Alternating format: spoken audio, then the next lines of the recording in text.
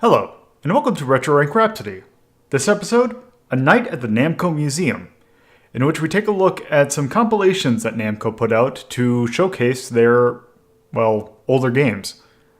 The ones that we will be taking a look at, as this is a very long-standing franchise, are the volumes 1 and 2 for the PlayStation. Their first, compilation of this style, at least definitely the first under the Namco Museum name.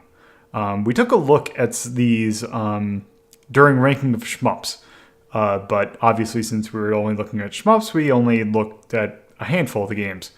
I kind of want to take a deeper dive into these compilations as they're pretty interesting. And they also have some games that are pretty milestone games in, gaming history, so I think we need to kind of take a look at those. So with that, let's start the episode. Yeah, so this first thing, it's the first of Namco's compilations. Obviously, or more fittingly named, Namco Museum Volume 1. And as you can hear, it is most definitely a PlayStation game.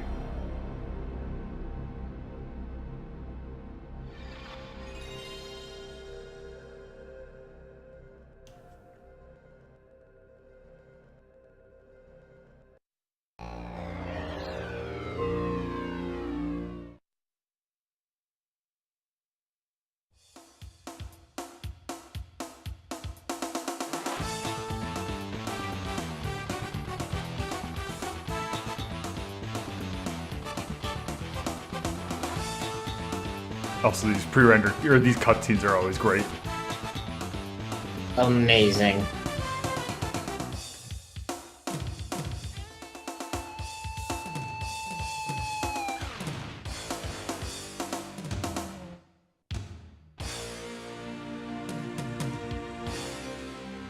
So when was the Namco Bandai merger again? Oh, I forgot. I want to say it was early 2000? Okay, because this seems just about the time that Namco fused. No, it would have been actually quite a bit after. But yeah, it's Namco Museum. The main, namely why it's the museum, is the fact that you can go into. They actually made a museum for this. But if you don't want to go through that, you can just pick the games straight away. And also, it's 1995. I mean, at this point, you should have stereo. Okay. Also, if you mess around with the triggers, you can speed Pac-Man up in the loading. So yeah, when you go into the museum mode, it is a first-person kind of exploration kind of thing. So let's talk to her. Yep, there are 7 games in this compilation, although 2 of them are very similar to each other. Let's see. Okay, it remembered the save that I made. So yeah, you can actually save it so that it'll save your high scores and all that. Okay, so now that we've gone here are all the games that are covered in this compilation. And all the games we'll be taking a look at. I think that I probably didn't want to go from right and then go left. So we're going to the pole position first. And the nice thing about these compilations... Whoop.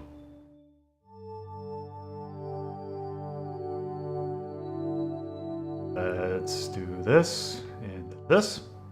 Yeah, the nice thing about it is that they have a whole bunch of extra material they can take a look at.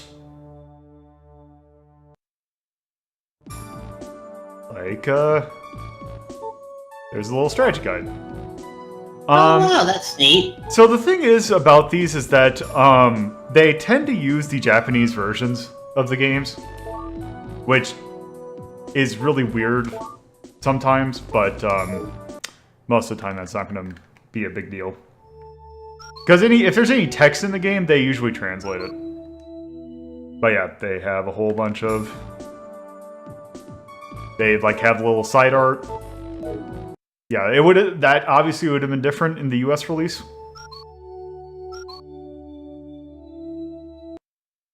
And the thing is, they very much focus on the Japanese era of it.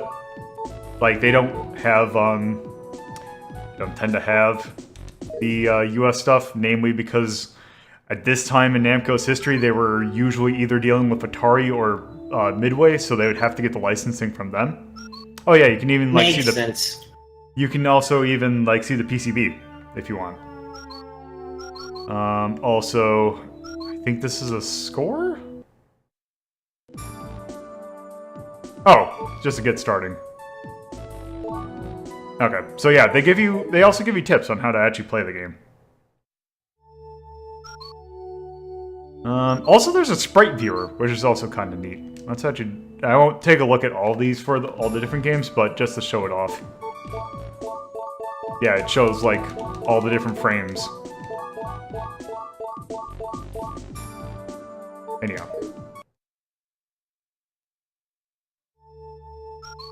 Okay.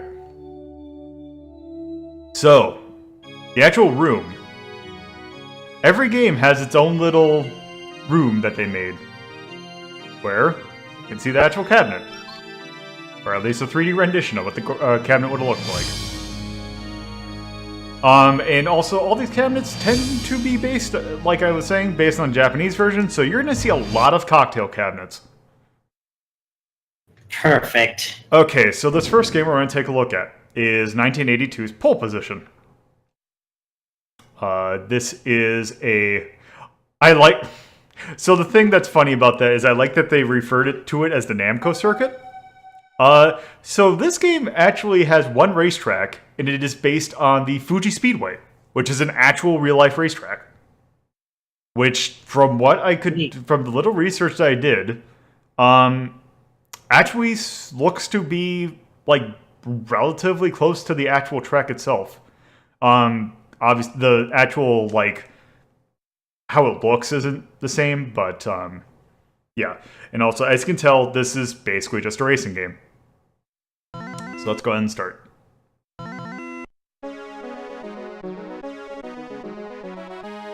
I really don't like that font. It looks hard to read. Also, they took out all the voice samples because, like, before that Prepare to Qualify, there was actually a voice sample. Also, as you could probably imagine, in the arcade, you would be using an actual like wheel and pedals. Since this is a PlayStation game, you don't have access to that. The thing with that's kind of bad is that it's not exactly. It's a little sensitive. And is this before or after DualShocks? This is way before.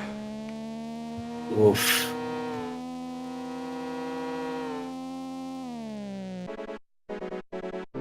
Yep. So yeah, so the first lap you do will be a qualifying lap. And then now we're actually in the race itself, which you can actually set to, one thing that I'll actually show off when I'll inevitably game over, is the different settings that you can do. Because that is one other really nice thing about this collection. One thing I will also mention is, you see those signs on the side? Like, that I'm passing by? Yeah, with, like, ads for Pac-Man. Yeah, so, those have been altered. In the original release, like, basically in every arcade release, those would actually be, well, that would actually be somewhat product placement.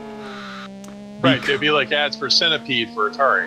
Yeah, so in the US version, since that was licensed by Atari, it had ads for the... also, if you barely touch anything, you will instantly explode.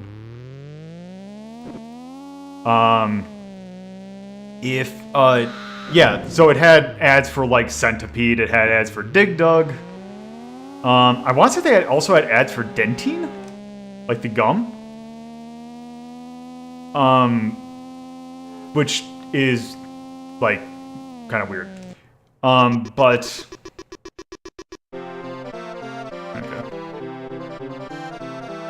The thing is, in the Japanese version, those were just straight up Marlboro ads and like Pepsi ads and like Martini and Rossi ads.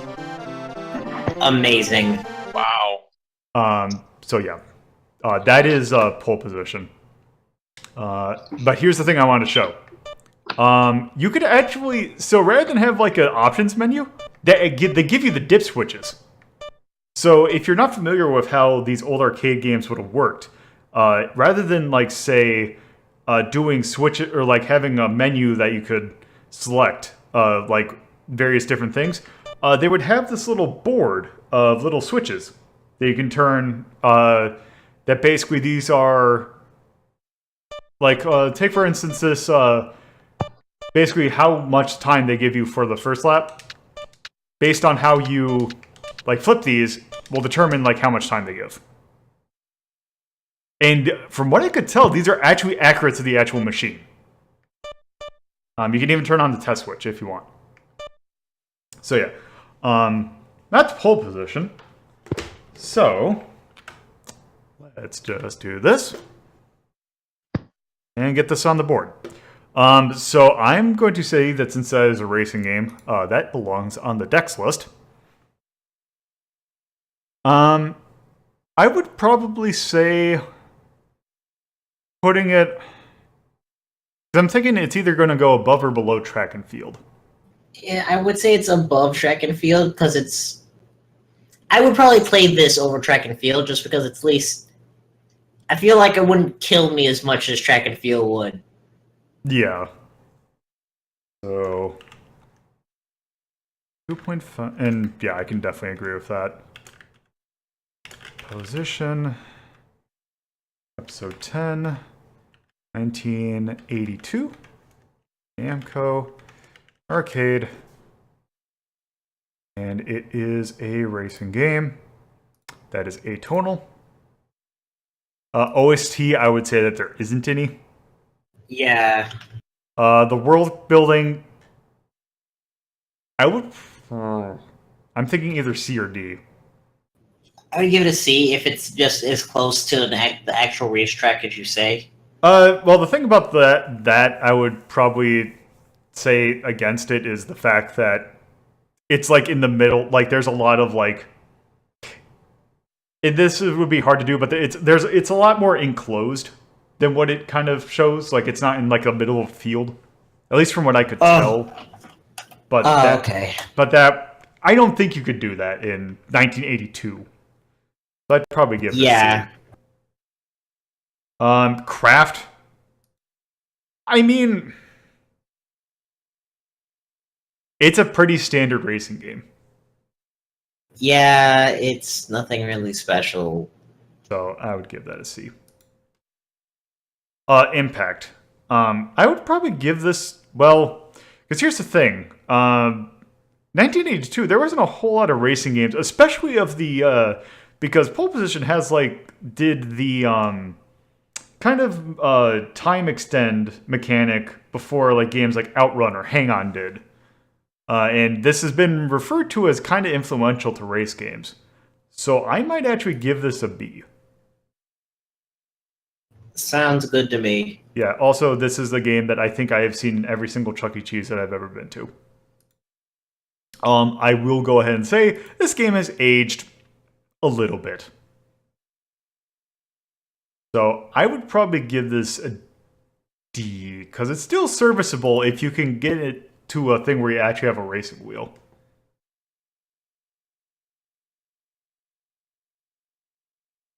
So yeah, also, I would probably also give this a D for touch, because you touch one thing and you basically explode, which this game is pretty hard to kind of actually complete.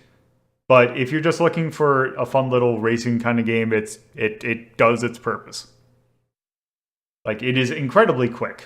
I think there's a long play of this game actually on the long play little YouTube channel that lasts 4.5 minutes.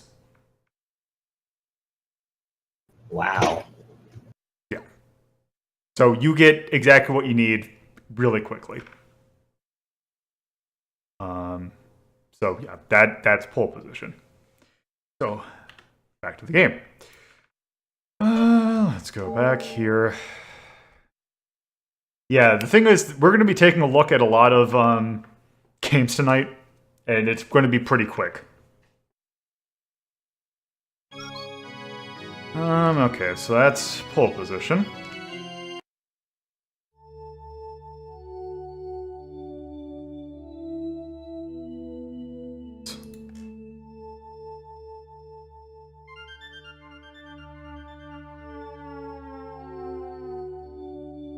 Okay, so what's next? Galaga. We technically looked at this in ranking of shmups. So, do we want to just go ahead and rank it? And move it from the old list to this one? Yeah, let's go ahead with that. Okay, so let me get up the old list real quick. Actually, I'll do it in here so we can at least visually reference it. ROS.lep. Life.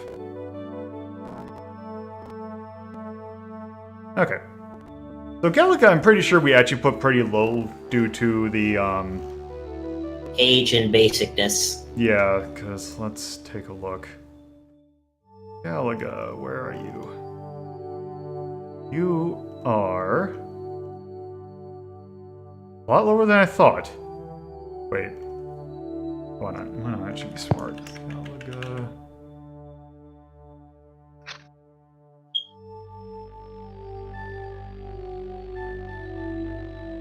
I misspoke, Galaga. Galaga, that's 88. Okay. 198. Also, take a look at little Pac-Man in the corner. So yeah, 198. So relative, well, not relatively, it's 2/3 of the way through the list. But, so,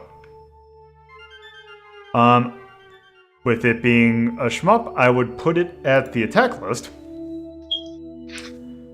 It's above Ghosts and Goblins. It's above Ghosts and Goblins. I also would probably put it above Donkey Kong. Yeah, I put it there. So I probably would rather play Fairyland Story over Galaga, so Yeah. let's just do that. Oh, actually that'd be 1.5. Galaga. 10, 19, and that was 1981. I'll get there eventually. Namco. Arcade. PG. It is atonal. It does not have a soundtrack. World build. I would almost say that world building is basically an X because it's a starship. Yeah, that's... Which actually, now that I think about it, I'm actually debating about whether or not I should just mark the pole position for that as well. Because they didn't need to do... I mean... I might... Actually, why don't we just leave that for C for now? Yeah, we'll come back. We'll come back.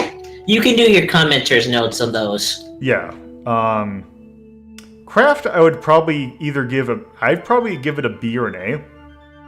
Yeah, it plays... It's still, to this... It plays very well. It does exactly what it needs to do, and it doesn't really have any dick moves. Yeah. Also, it was one of the first games to have a power-up kind of thing, even though it did take away one of your lives. So, let's do that. How about... I'll give it a B, just because it is a little bit basic. Yeah. Galaga, I would give an A. Yeah, definitely A for impact. Age... I would probably give it a C, because it's... C, yeah, that's... It's playable, but simple. Yeah, that's what I'd say. It still would play fairly well today, and it doesn't have much. Also, I would give it a C for touch because it really doesn't do anything to help, but it doesn't really do anything to hinder either. That checks out. Okay, so that's Galaga. Let's do this. Oh boy, yeah, Pac-Man. Let's actually take a look. Since it's Pac-Man, let's take a look a little bit at some of these. Oh, that's a lot of okay, is that a towel? Yes, it is. It is a towel. It is no longer available, unfortunately. And unfortunately, they didn't stick that thing in a scanner. Let's take a look at this.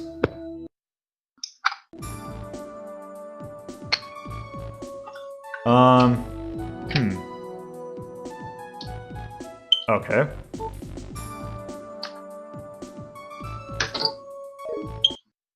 Nice little power pellet, or nice little things. Oh, I think... Let's see. Oh, okay.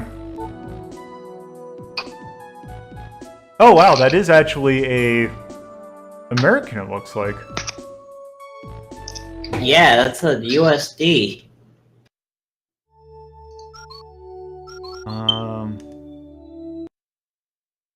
There's also that. Oh, that looks like a little thing you put on the arcade cabinet. No, this isn't based on a real place. It's just something that they kind of just showed off. Oh, I wonder if this actually shows off something. Ah, yes, it does. It shows the original Japanese name. Oh, and you can actually zoom in on this. So yeah, the original release of Pac-Man in Japan was called Pac-Man. You don't have to be a rocket scientist to figure out why they changed that for the US release. Yes, the joke in Scott Pilgrim that came up like 5 times. I mean, that is the reason that has been given on why they changed the name. Oh yeah, no, it makes perfect sense. Yeah. Also, look at those. Look at that. Look at that Pac-Man. That's terrifying. That is terrifying. But even in Japan, they started referring to it as Pac-Man, based on the Paku Paku onomatopoeia. Yeah, I was going to ask why they even call them Pac-Man if it's Paku Paku. Yeah, they just decided that actually Pac-Man sounds a lot better. Oh, good. It's available in small, medium, large. Okay. Okay. And then there's the overlay on the actual cabinet, and the little side art, and the PCB. Actually, let's take a look at the PCB. Ah, there it is. Yeah, because this was definitely pre-JAMA, so each arcade board was its own thing. I don't think we need tips on how to play Pac-Man. It's Pac-Man.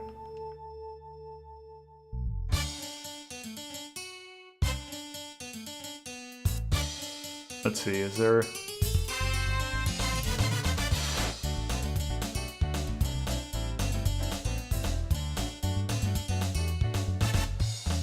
Okay. Yeah, Hey, this also... workbench is just painted on.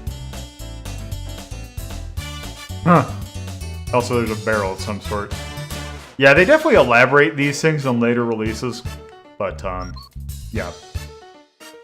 There's a very Japanese-style cocktail cabinet. Okay. So, the thing is that, for games that have, that are originally,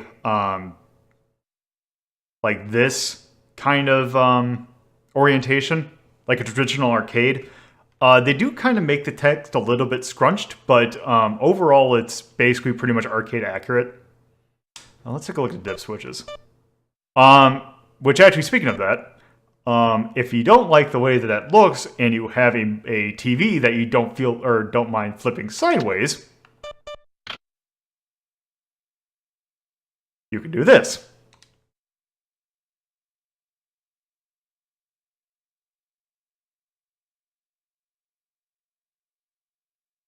And it basically is identical to the arcade version. That's It's nice really that they neat. warn you it could tip over. Yeah, they definitely make sure that, hey, do not... You can break your TV easily doing this. Okay, so that's that. Okay, there. Also, they do add pause mechanics, since obviously if it's an arcade game, they don't have pause. So let's just play like this. Also, it does seem like they brought in the U.S. names, because in the Japanese version, they were different. But which Pac-Man is this? Is this slow or fast? It's slow. Fast was so. Well, I'll actually. Whoops. I'll actually get when I actually get into the game. So this is it plays at the canonical speed of Pac-Man. The thing with the fast Pac-Man is that was a bootleg that Midway put out. Oh, okay. So that never was the speed at which Pac-Man was meant to be played. Also, I don't know exactly how much describing I have to do of Pac-Man, because it's Pac-Man. There'll always be that one person. So... There could be a child of 4 years old watching this, somehow. Yeah, also... Don't say the words that Torpid says. Basically... Yeah, you are Pac-Man. Oh, I'm screwed. You are Pac-Man, and you need to eat all the dots. And there are 4 ghosts chasing you. Each of the ghosts have their own, as it kind of said in the little track screen thing, each of them have their own AI. And it's actually really advanced for this period. Like, there was a really good page that I saw once that described each of the individual ghost AI. And, like, how it actually, like, manifests itself. Oh, I just did that again. Yeah, it's... Oh, go ahead. I was gonna just say, it's, like, based on each ghost has a certain position that it tries to reach in relation to Pac-Man. Yep. Yep, which is what made the infamous Pac-Man patterns, that if you could memorize them, you could basically play the game indefinitely, because the AI is that deterministic. Yes. That's why they came out with that's one reason why the fast machine came out, was supposed to try and baffle the patterns. Turns out they still work. You can change the speed, but you can't change the code. Yeah, I'm old enough to... I had Ken Ustin's book on mastering Pac-Man, which had the patterns in it. So the thing is that I have never actually played a fast Pac-Man. I have only seen fast Miss Pac-Man. Yeah, you can figure out from the demo screen, because in the attract mode, the fast mode throws off the attract mode. Also? But this was a big hit.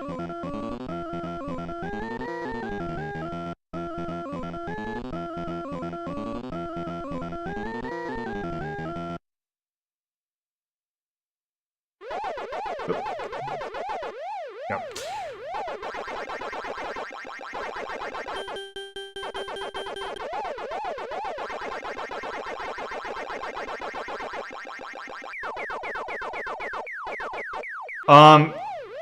Let's see. The one that goes on top of that always tracks on top of Pac-Man is Blinky, or it's the red one. And then I want to say the blue one is always looking behind you. And then the orange one, or Clyde's AI, is always really weird because it depends upon the quadrant of the screen. Like, if you were to divide the screen into 4 quadrants, I think that's the one that it depends upon what quadrant Pac-Man currently is in. And I just walked right into that one. It's been a long time since I've played Pac-Man.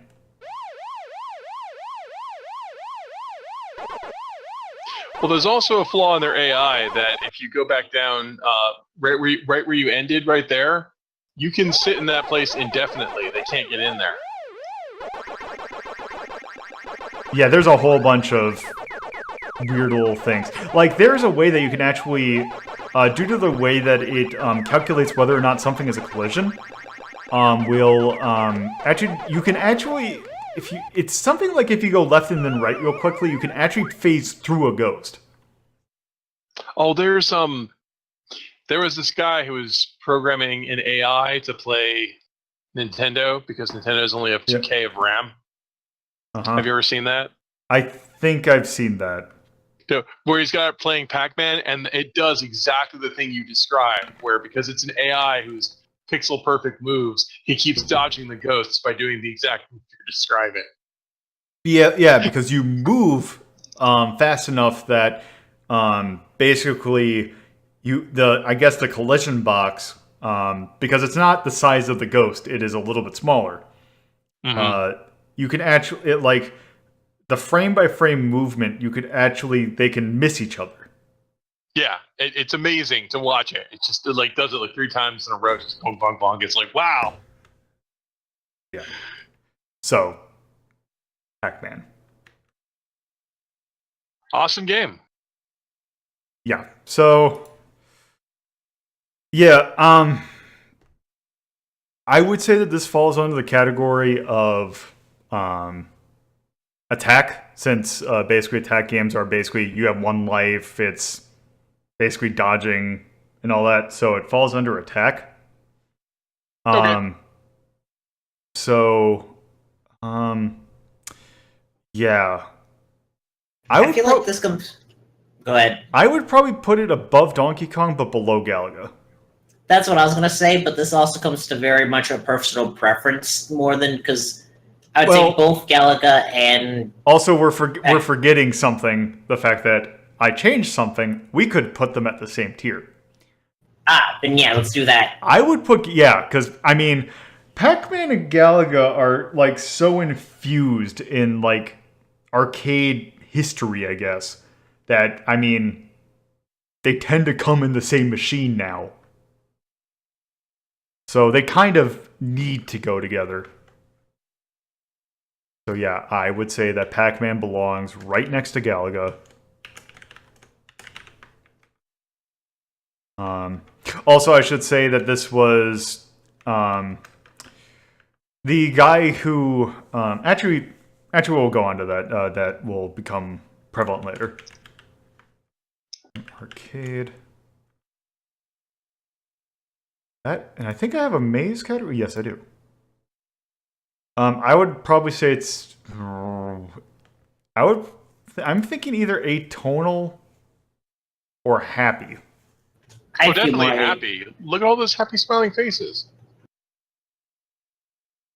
Yeah. Yeah, no content. OST, there really isn't one. No. World building. I would. The thing about Pac-Man is that they try and give the ghosts little personalities. Like they kind of explain their AI. Also, the little. They did put little tiny cutscenes that kind of break up the pace. Okay. Yeah. Like a courtesy C or D or something. Yeah, I would say C. Yeah. Craft. I would probably actually give this either a B or an A. Yeah, I would give it probably. It's. Because I want to. Because the thing is with the AI that they kind of had the foresight, also remembering that it's 1980, they definitely put a lot of effort into it. It was designed to be accessible, fun, and challenging, and it succeeded at all of those. I would definitely give this an A. Yeah. Yeah. Also, Impact. It's an A. Yep. There's. If I had S in Impact, I would give it to it immediately. But I don't. Also, age. I would actually give this either.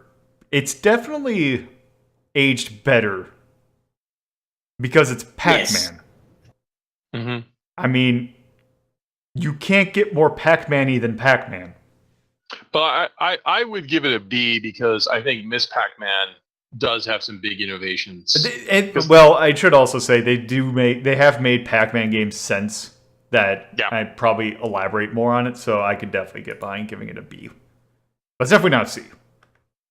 Yeah, because it is repetitive is the problem with it. Yeah. Also repetitive. Also repetitive to the point where they thought that no one would actually try and get to screen 255, which the game has the infamous kill screen. Right. Um, touch, And I would. because it has the same screen, you always have the burn in on the old machines. Yeah. That's always fun. Touch, I would probably give a B because Yeah. it's simple enough that it kind of there's no real weird like yeah, the AI you could look into how it actually works, but if you're just playing normally, it's not that you can figure it out. Like it's not super I would definitely complicated. give it an A in this category because once again, there's no buttons, and it's just you jerk the joystick around, and it's very responsive as games go. So, because especially like when you try to turn corners, you can move the joystick early, and like if you're going left, you jerk down. It'll wait until you get to the turn and then turn for you, which is very clean. That's the only thing that I would say that I'd probably give it a B over an A is that A I usually tend to refer to give to games that go out of their way to make it easier for the player. Like if you think of like Dark Forces having like the invincibility mode built in, like I'm trying to think of the other game that I gave an A. I'll leave it B for. Let me find. Okay, so games that cheat to make it easier. Pretty much. Like, oh yeah, it was Pretty Soldier Sailor Moon, which by itself was a pretty simple beat 'em up. And that, By that metric, then yeah, it's an A. yeah, I'd give it an A then. Yeah, I 'Cause mean, I thought it I forgot that I gave it that. yeah, and it is canonically the design goal when they made it was, hey, there's a lot of people who don't play video games. You know, what can we do to make it more accessible? Yeah, Pac-Man basically is the Mickey Mouse of. But surprisingly challenging. Yeah, it's for its age, it's fantastic. Yep. Let's see, and then let me hide those. Okay, so yeah, that's Pac-Man. As I already said, we're going to be doing a lot of games, but they're going to go quick. It's an arcade. Yeah, an arcade that has relatively old games. Also, I should point out, so you see where it says the save press controller, and then it says Nijicon? Yeah. So that is referring to a really weird controller that Namco put out. That's called, it's like the Neo G-Con or something like that. Huh. So what it actually was made for is actually racing games. What it is, it's a controller that basically, if you could imagine, it's a controller that, like, it's almost like an NES style controller where you have or almost more like a SNES, it's like a SNES controller that in the middle had a rotary in it that you could actually twist it and you have analog control for racing games. That's really cool. It was mainly made for Ridge Racer in that. So, speaking of Racer. Yeah! So this is... Rally X is kind of interesting. Actually, wait, are these keychains? Let's take a look at the keychains. Oh, it's just the card. Can't you? Okay, yeah, I was gonna say. Okay, so that was actually cabinet art. Let's see. Yep, and that's that. Oh, let's take a look at the t-shirt.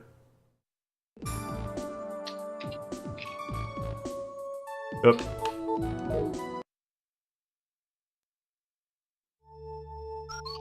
Okay. So I'll actually go into the game to kind of show off Rally X. Well, actually... So, here's the thing with Rally X. You see how there's two cabinets? Yeah. One is Rally X. The other is New Rally X. Let's take a look at the original first.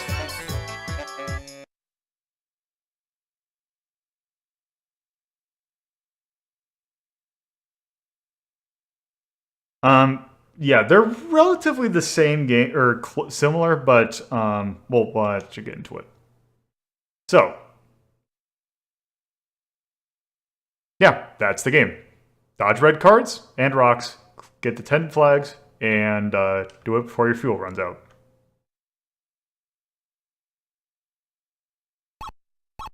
I'll let you get into the game. Actually, you know what? Let me just do this. Oop. Oh. Okay. This isn't one of the... I guess they didn't want to be friendly and give you 5 lives. Okay. Okay. So, this is... as it said, it was also a 1980 game. This actually is kind of similar to Pac-Man in that it is also a maze game. But yeah, you're basically a car. Oh god. Right, but notice you can't turn on a dime in this. No, the turning is a lot less friendly.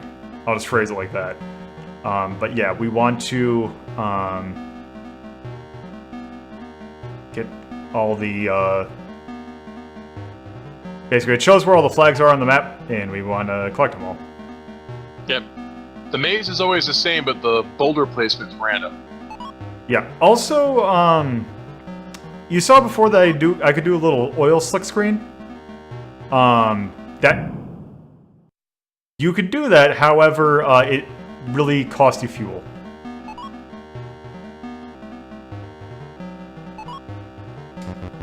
Also, if you so the thing with that special flag is, I believe it is if you collect every or I can't remember if you need to want to get that first or second.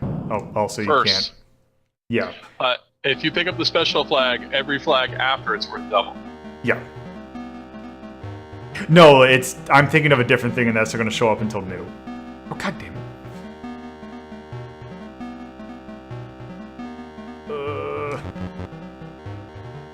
Nope. Yeah, I'm not that good. I'm not that good at Rally X. Not as friendly as Pac-Man. Yeah. And yeah, basically you saw what the game is. So.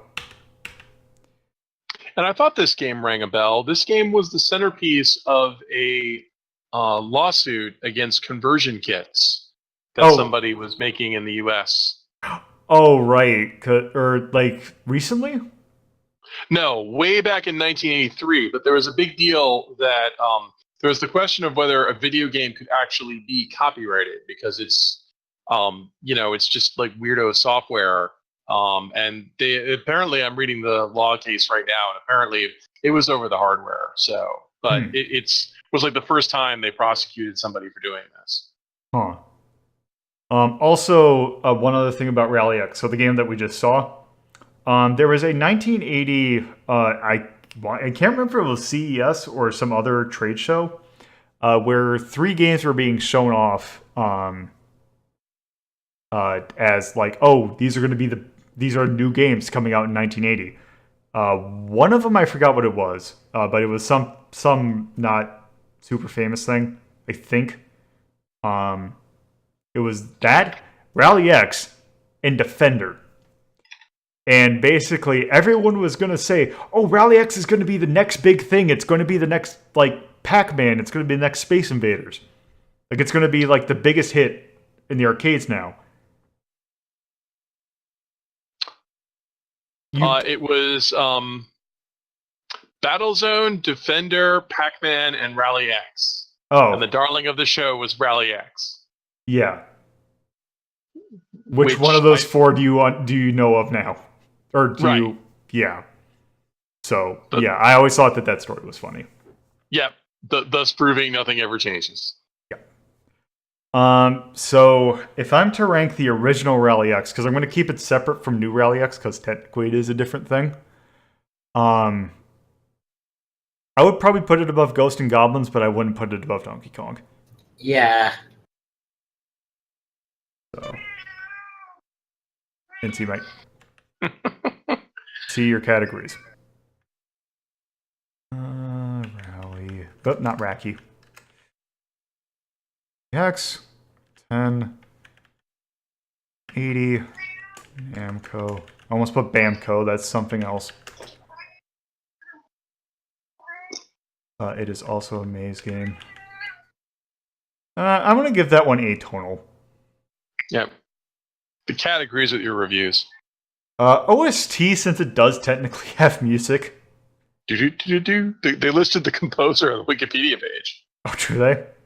Yeah. Who is it, by somebody the named way? Anogi. I didn't recognize that. I think do they have a hyperlink?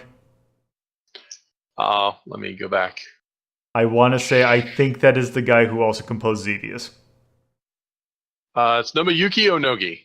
That sounds like the guy who also composed Xevious.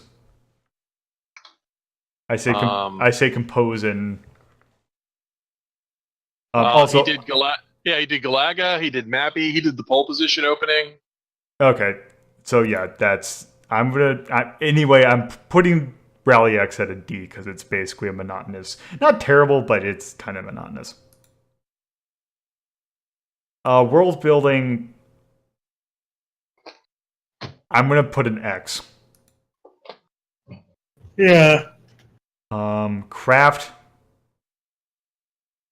put a C. Yeah, it's C. It did what it needed to do. And they did put some effort into randomizing the replayability with special flags and rocks. Yeah, but they also made the control not that great. Oh no, I'm not disputing the C. Yeah. Impact. It was predicted to be the biggest money earner of the show. It What's then this didn't Pac-Man sell everyone's at talking all about? in the States. Because I think this game is relatively more known in Japan. Probably.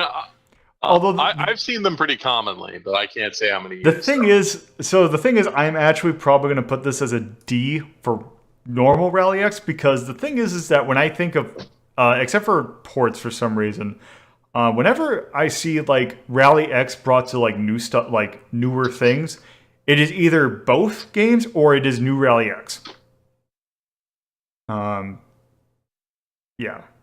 Age, either D or E.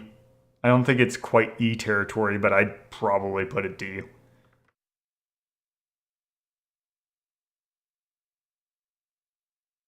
Also, touch, I'd probably put a D.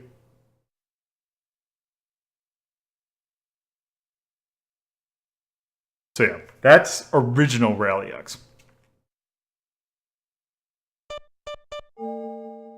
Yeah, it's not really a rally. You run around a maze. That is true.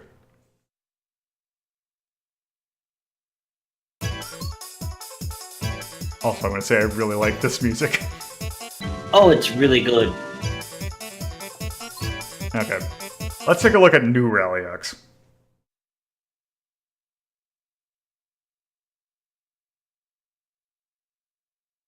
Which I think came out the year after, if not the year of.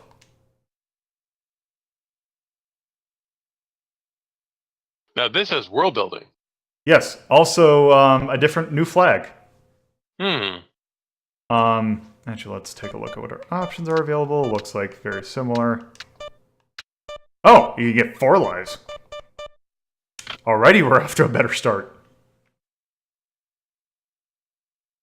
So one thing I should mention, because you probably might have seen it in another Namco game, but the special flag shows up a lot in other Namco games. It even showed up in Smash Brothers, I think, too, the newest one. Yeah, it did in the Pac-Man stage. Also, I think isn't that the option that gives you an extra stock? I would have to look. I never played. I think it's if you hold it for a while, you get an extra stock, or something else happens. Whose idea was it to make everything pink? I don't know, but I don't know. Yeah, the colors don't match well. All right. Okay.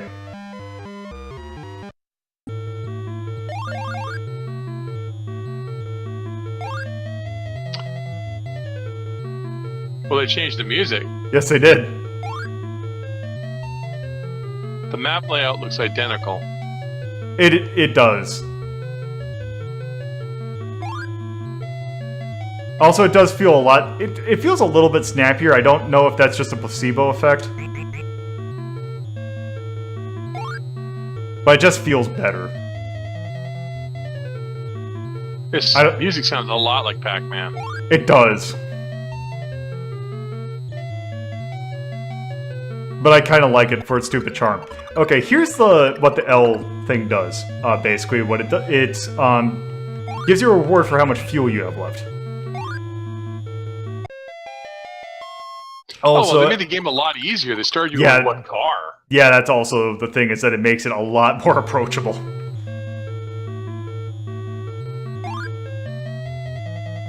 Though that droning is kinda...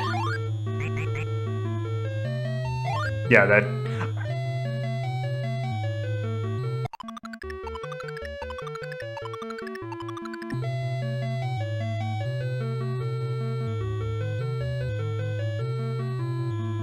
Oh, that's some change to the map. That loop that you were just in normally only has one entrance, but there it had two.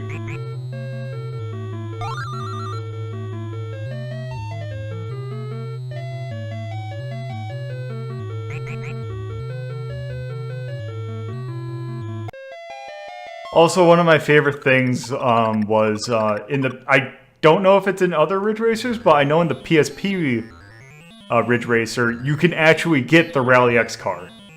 Like, a pixelated Rally X car. Oh, this is interesting. Yep. I can't... I think this actually might have been in Rally X, like, normal.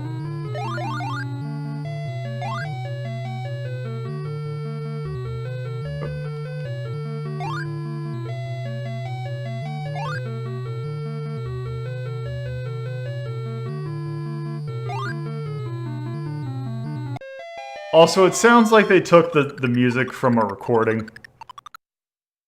Like, I think in the actual arcade it would be not as muffled.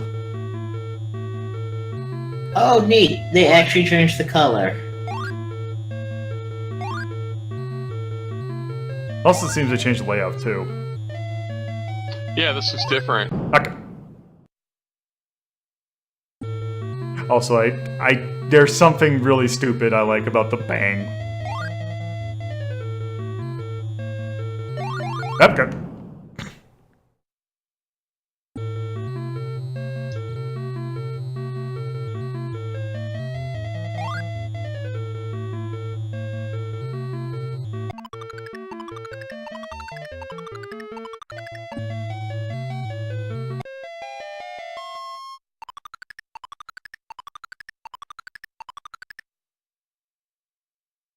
So one of the funny things about this Rally X that I remember seeing a bootleg, like, not, I don't think it was MAME, but it was some other, like, 101 arcade machines kind of thing. Mm-hmm. The thing is that it was a traditional arcade, like, vertical monitor, and it had Rally X on it. So what they did was they, like, almost rotated the UI so that it would fit on a vertical monitor, and it looked terrible. No surprise. Game over. You can go for the world record.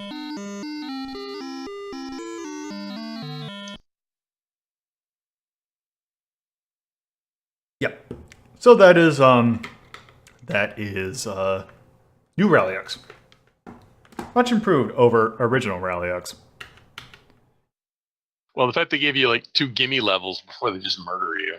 Yeah. Well, also, I need to show off other stuff, so I might have not been playing at peak ability, because we've seen all of Rally X had. New Rally That's your X. story, and you're sticking to it. Gotcha. Yes. That, yeah. Yeah, so I would probably put that I mean, it's going above Rally X. Yeah, but otherwise I don't think it goes any higher. Yeah. Okay. I can be over that.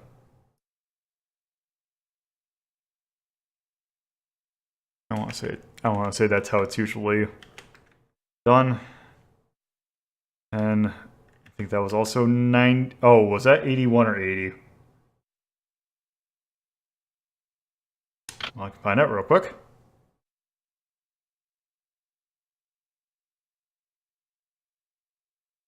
It was 80. Okay. Yep. Okay, and then it's also Namco Arcade. Maze. Or not Max. Maze. Hmm. I don't. The thing is with the music, it kind of gives it a more cheerier kind of atmosphere. So I might actually give this a happy. Also OST, I think I might give it a C because I kind of like the stupid little tune. It did sound a little chirpier. It's chirpier, but it is also an earworm. Also world building, I'd give an X as well. My car. Craft. I don't know if I'd give it a B over original Rally X for the little changes they added. That's roughly the same game, just tuned a little bit more. Yeah, I don't think it earns the full another letter grade up. And then Impact, I would probably give a C because I think it's more of a popular Actually, I would give it the exact same rank as Rally X. No one remembers this game. okay, yeah, because now I think about it, yeah, I don't think it was never common. Age, I would probably give this a full O grade up just because they did tune it quite a bit. Giving you the gimme level, I think, has made it age a lot better. Also, that's where I'd also give the touch another upgrade. Yeah, they definitely made it more forgiving. So actually, before we go into the next game, because the next game down the line is Bosconian, which we definitely also reviewed in Ranking of Shmups. So I think we might just want to go and just rank this here. Or should Let's play some other games at this time. We could see Bosconian. Yeah, we can go back if we really need to. We can go back to the games we've already played. Yeah, I think awesome. I think Galaga is just it's Galaga, so it's. I don't think we really need to see it. Whereas Mappy. Bosconian is not as well known. Okay, let's see. Let me get my bearings straight. Yep, there's Bosconian. And the weird one. Toy Pop. Ooh, show us the weird one. Yeah, I wonder how... Oh, wow, there's actually a lot more than I thought there would be. Because, yeah, they definitely don't have as much stuff.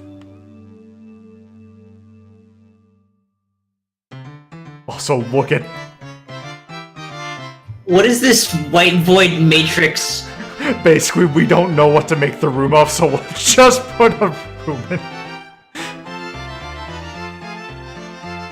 Yeah, we'll just put a big blank void. No one's gonna play this game anyway. Pretty much. This was the, oh hey, we had space, so why don't we just put something else in there? So yeah, let's take a look here. Oh, they do give you the stage select, because there was in the arcade there was a stage select dip switch, so it actually does have it in here.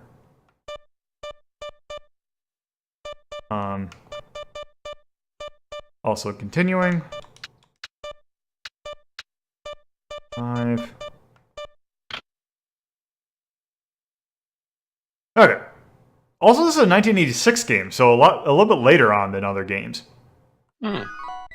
Also, Player 1 will always be Pino, and player 2 will always be Akka. There's your story. Finally, everyone talks about Friend, but no one ever does anything. Okay, God, I even forgot how this game works. I'm pretty sure that you're supposed... So you see those hearts in the jar? You're supposed to collect those. Those are hearts? I thought those were light bulbs. Well, they're hidden in jars. Oh, also, I don't know if it's noticeable, but you are very much stuck on a grid. Oh yeah, I can definitely see it.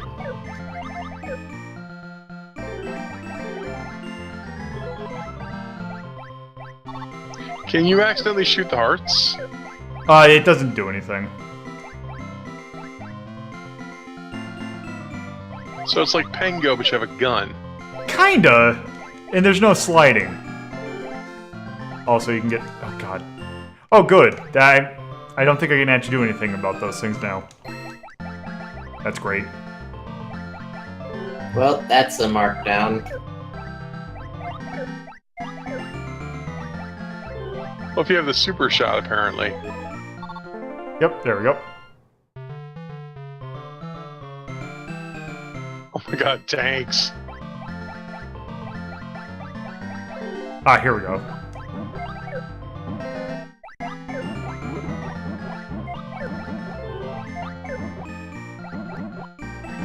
Oh!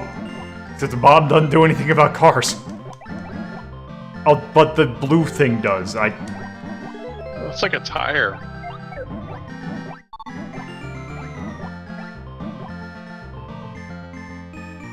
What the heck is the W stuff?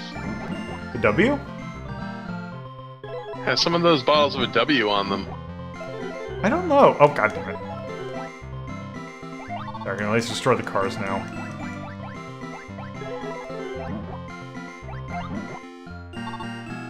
Yeah, that's what it looks like, X. Oh, it's... Oh, I never actually noticed that. Oh, god damn it. Up, also we get hit. And you lose your clothes. As you do. Oh, and now also I keep my sub-weapon. That's nice. Well, you need to leave because there's tanks now. Yep.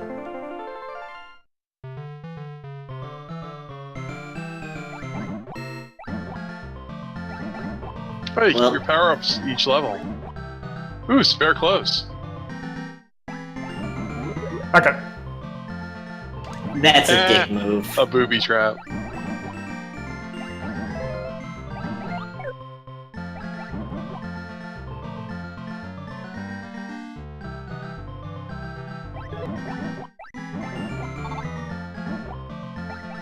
Actually, now that I remember, I think I know what the weapon that you need to destroy the balloons are. Whoop! Needles? I think it's actually thumbtacks. Also, these Bomberman... Oh, yep, it was. Thumbtacks.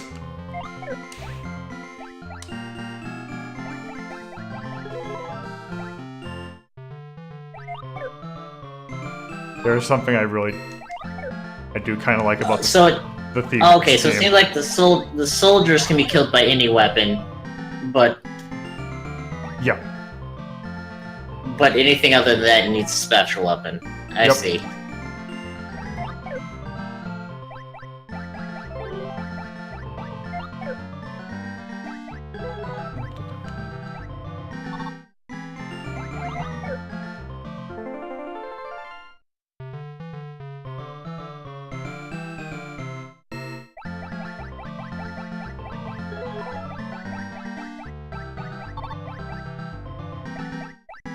Also, they're now obscuring where all the hearts are. Although they're probably going to be in the middle of all those. The ones that don't do. It's just points. Nice. Yeah, those bottles that you shoot have W's on them. I guess they're supposed to look like lights, I guess? I don't know. Oh, it's fire. Like... It seems really... Oh, the cars can only be hurt by the fire.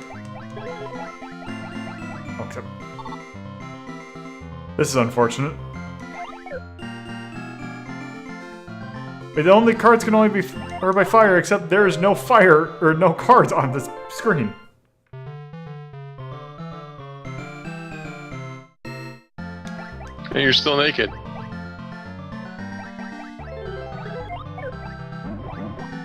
But they let you keep the power up, so I suppose that's fair. Yep. Oh.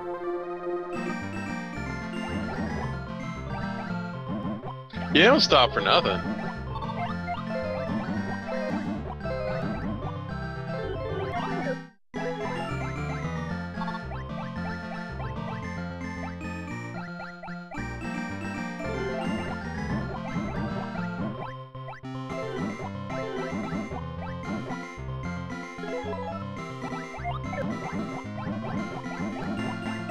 Oh.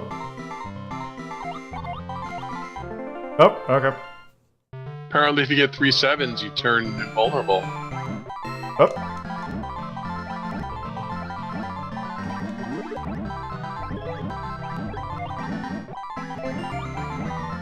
You get all 7s, you turn uncontrollable.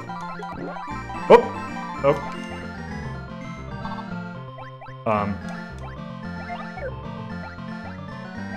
Well, it's a predicament.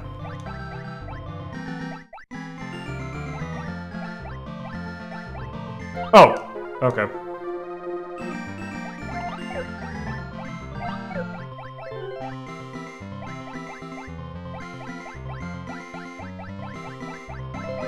Which...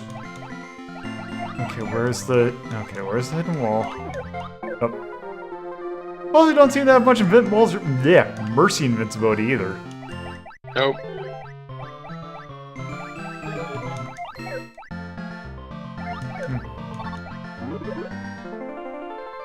That? Oh no! Wizards!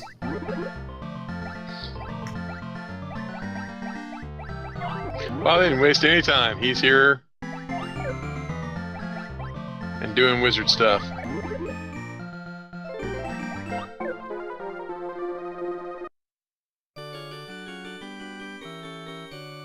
So much for your friend. Yep. Oh. Also, this game didn't leave Japan. That doesn't surprise me.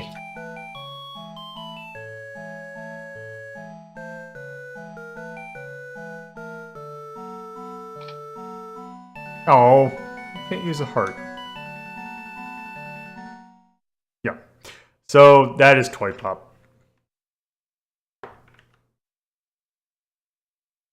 Okay. So that also, I think, would belong on the attack list.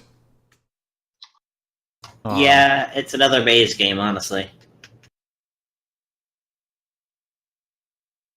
Yeah, kinda, I guess. Yeah. I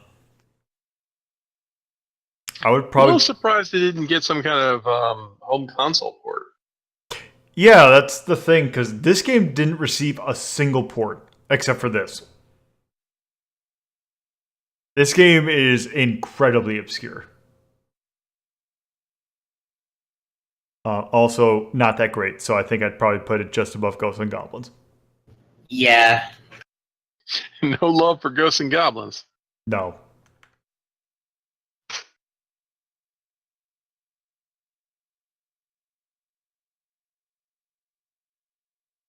Toy Pop.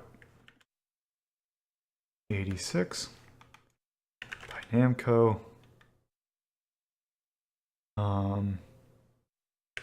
Arc.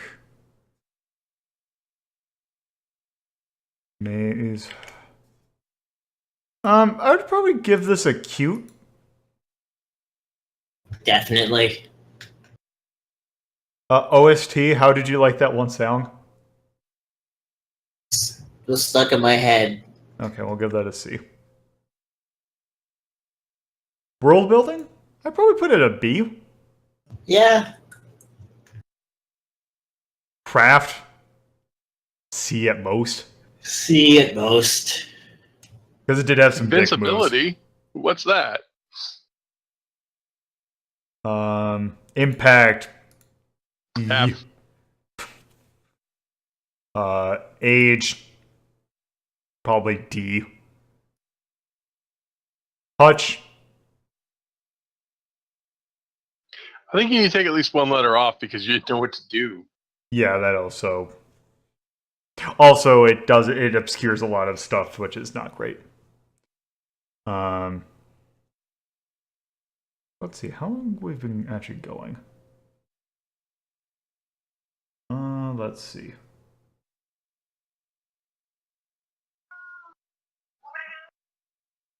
So we've been going for an hour. Let's do. You know what? Let's take a look at Bosconian. Yay! I'll keep it short. Oh, also. Wait, we don't have. Do we have video? Yep. Oh, there we go. Yep. All right. God, even the game itself admits that it doesn't know what to do with Toy Pop. The void.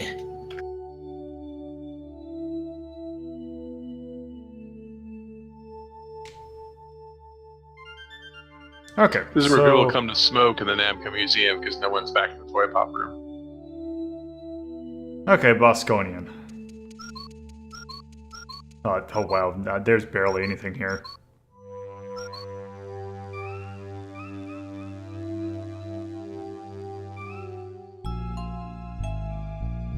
See, even Bosconian had this little nice. Oh space. God, please. Whoa, stop. Stop. There. I'm in. And I'm like, oh wait, this actually might not be good for people with motion sickness. Okay. So oh, I wonder if this has, because I remember this having a difficulty select in the. Oh, I guess. You know what? Let's actually try the dip switch on.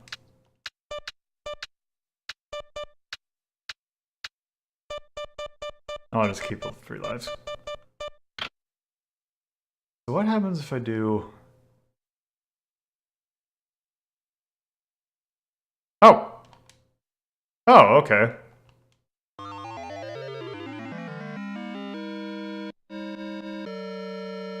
Because yeah, the thing is that, oh, it looks like you only can do normal, which is kind of annoying. Unless if I do... Nope.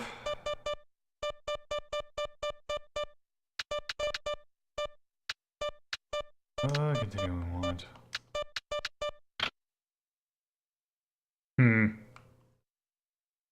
Oh well. It kind of sucks that they took all the difficulty select, because this actually in the arcade had a auto difficulty select, like it tried to do dynamic difficulty. But that was an option that you had to turn on, and not a lot did. So let's just... Okay, so Bosconian came out the same year as Galaga. Blast off. Also blast off. So you have it kind of like a Rally X style map, and you can move wherever you want.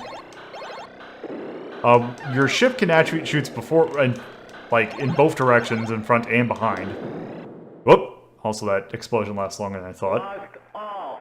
And the goal is basically to destroy those little green bases. Alive. Alive.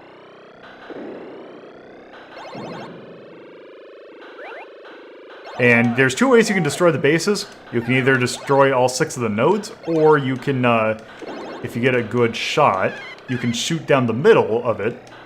And get started. Alive. Alive.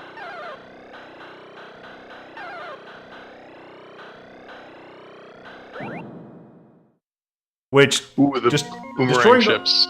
which destroying all the nodes is a good way to Alive. get points. But yeah, if you want to just get the level done, yeah. Also, another kind of more historical note for this is the fact that it's one of the first games to include a continue system. Alive. Alive. So if you lose all your lives, you can continue where you left off. It has a very nice parallax effect going on too. Yes. Alive. Alive.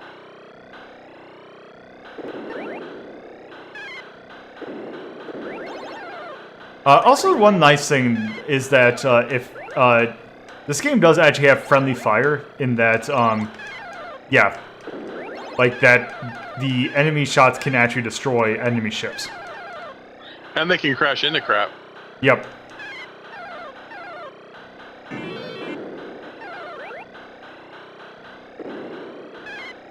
Battle station. Yep. And occasionally that will happen.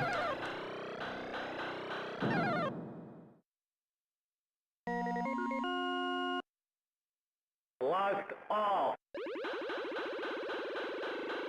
Also, this does have auto fire, which is kind of nice. Locked.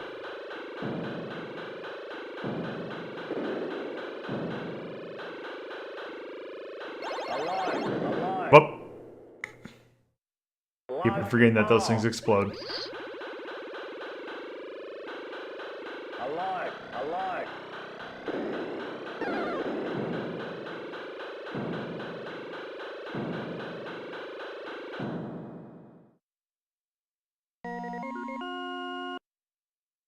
Locked off. Yep. And now they start to shoot missiles, and Not world record. The space record. You're the hero of space.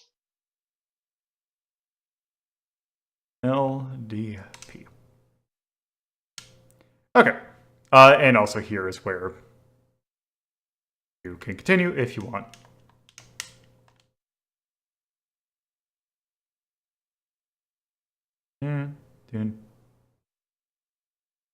And so yeah, that is Bosconian, and also that will be Namco Museum Volume 1. So let's go ahead and rank Bosconian. I actually think Bosconian probably belongs at the top of the list. Because I would play it above the Fairyland story. Well, Yeah. No counter argument for me. Bosconian's awesome. Yeah. Okay. Bosconian. Also, I think Bosconian, if I look at the rank of shmups list, I think Bosconian was actually also relatively high up for its type. Yeah, it's pretty high. That's not that version. Base Bosconian. Where did I put Base Bosconian?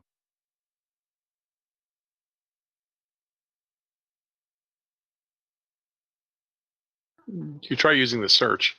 I could, but that's not fun. Oh, it's right here. Ah, it's rank 69. Pretty high. Nice. Yes. So, yeah. I could definitely see that being there. Okay, so Bosconian. And 1981. Namco. Arc. That is a shmup. It is atonal. One other trivia thing. The actual name Bosconian and the name of all like the ships, because like the missiles themselves are named like A-type, or like they're like, I want to say they're like Edor, Ike, and something else. Those are all references to the Lensman series. Yeah, big sci-fi series, which also inspired Space War. Yeah. Bosconian does not have an OST. World building, it doesn't have any really. Craft, I would say either B or A. I would probably give it a B because there are some real clunky kind of mechanisms in terms of like hitboxes and all that. Okay.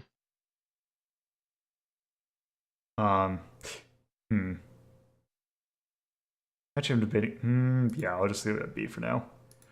Impact, unfortunately, it's well regarded, but it's not super popular. No, people don't remember Bosconian. Age, I would say that this game is aged pretty well. So I'd probably say B.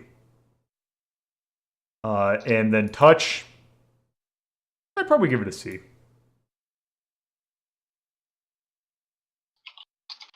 Yeah. Also, just for this list, since I am starting to... also, one thing I think that I kind of want to do is also put Namco Museum Volume 1 in the int list, because it actually tries to, show people like older games and like how kind But of... is it more fun than Math Blaster? Yes.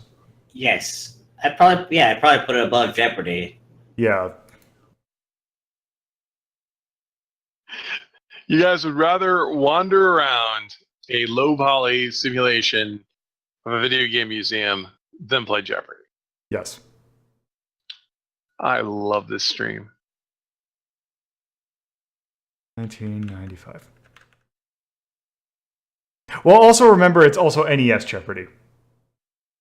It is NES Jeopardy. I don't know why I stalled to think of like who developed Namco Museum.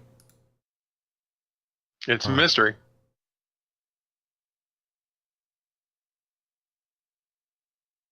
I don't have compilation on here. I'm actually gonna leave that blank for now. Tone? I would say a total. No, it's I don't- happy. Little Pac-Man's in the corner cheering you on. That is true. Or do we have a reverent tone?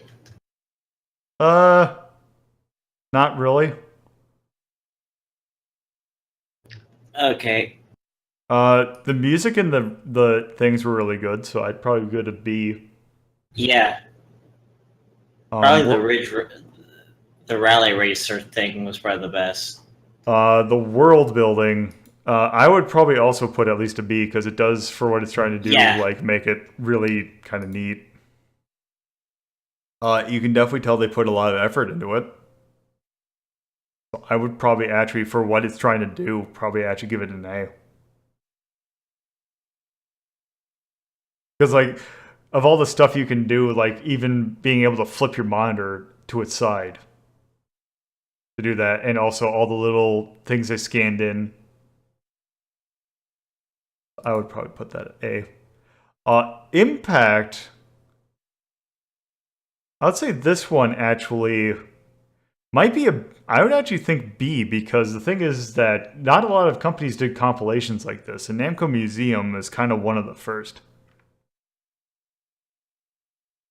Well, compilations, I mean, now you can just buy it a la carte, with the Nintendo Store or whatever. Yeah, but in for back in the PlayStation era, it was weird to have oh, we now have this whole PlayStation thing. Why would we want to play older games? Right. Like this? It was unusual for them to do that, and pretty cool. Yeah. So I might put that at B. Also, it definitely kind of sparked an interest, or it might have sparked an interest in arcade, kind of how those things actually were.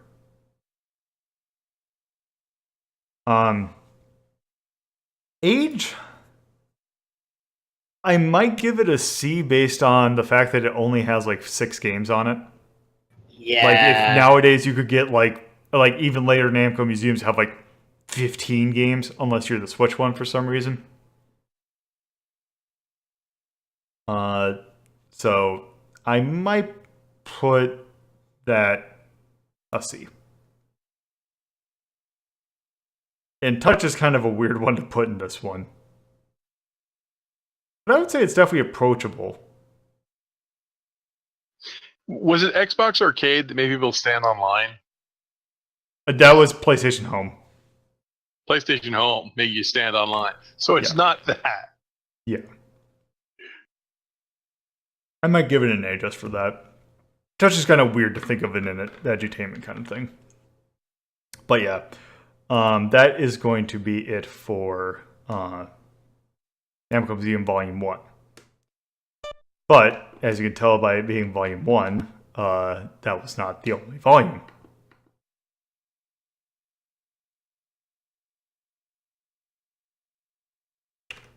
Oh, wow. Loads?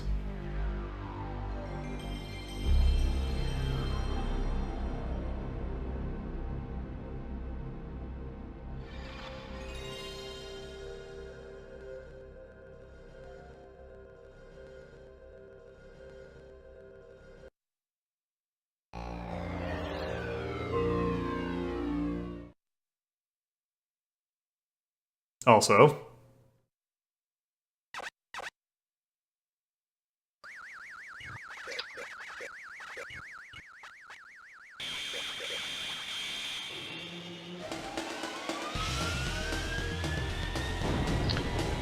Haha, the 90s.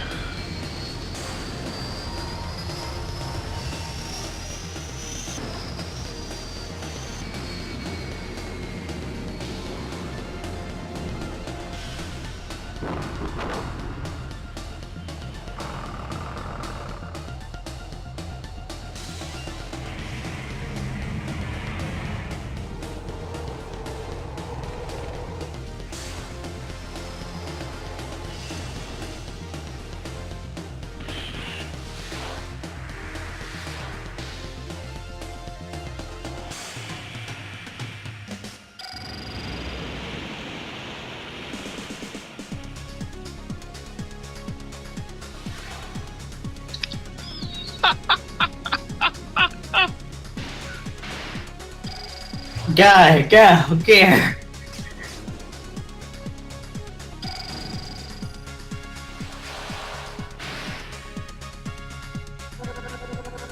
Wait, I was joking about that.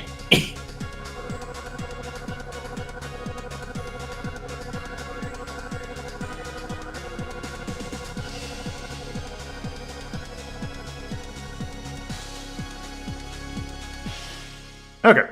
So, Namco Museum Volume 2. That was amazing. Kind of similar to Namco Museum Volume 1.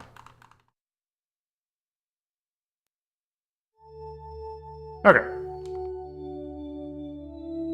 Let's talk to her.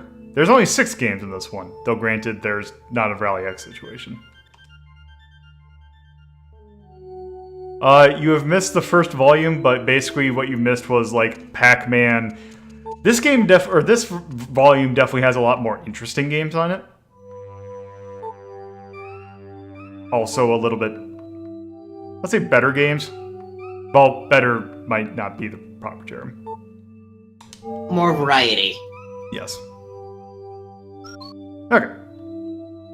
So, yeah, very similar, like even same layout as the first game. What's the lounge for? I missed what the lounge was for. Oh, actually, I probably should have shown off the lounge. But this is kind of similar to what it was in the original. Basically, it's a little bit more art and just a few other things. Also, there's like a music player. Oh, this is a high score list.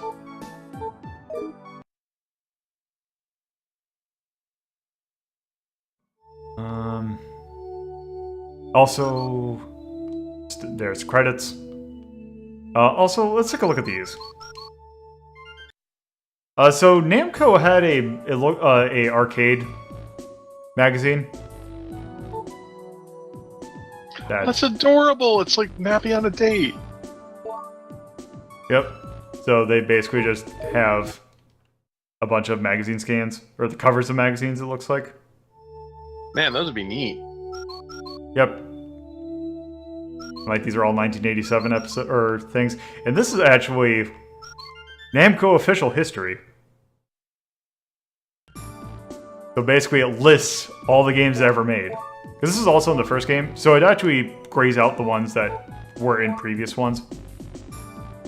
Also, just to show the games off, there is Super Pac-Man, Devious, Mappy, Gapless, Grobba, Dragon Buster.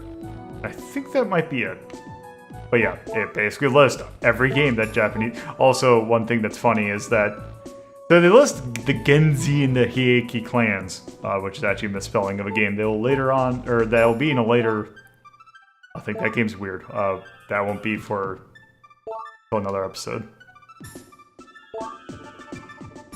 But yeah, you can tell when this came out because...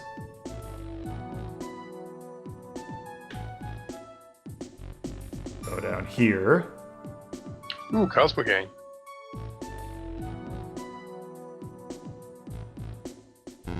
$1985 with Namco, and also Namco Classics Collection 1 is actually a completely different thing.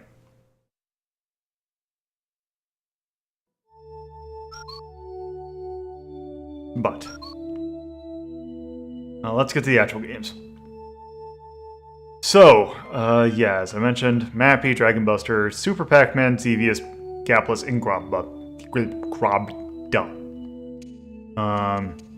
Yeah, why don't we go left to right this time? Mappy it is. Because we get to start with this. Sure. Yeah, it seems like they don't have... You'd figure for Mappy they'd have more kind of stuff, but... Seems like they don't.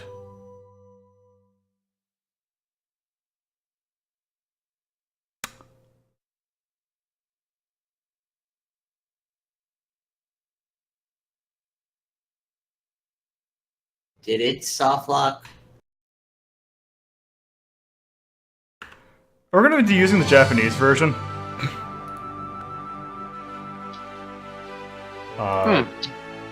So, there is actually... So, I was actually going to do a thing about this, but there's actually a key difference about the Japanese version of Namco Museum Volume 2 and the US one. There's a different game. QTQ. Huh. Which, there's a lot to go that I might actually save looking at that one until a different day. Because there's actually some history that I want to go through that. Okay, come on. There we go.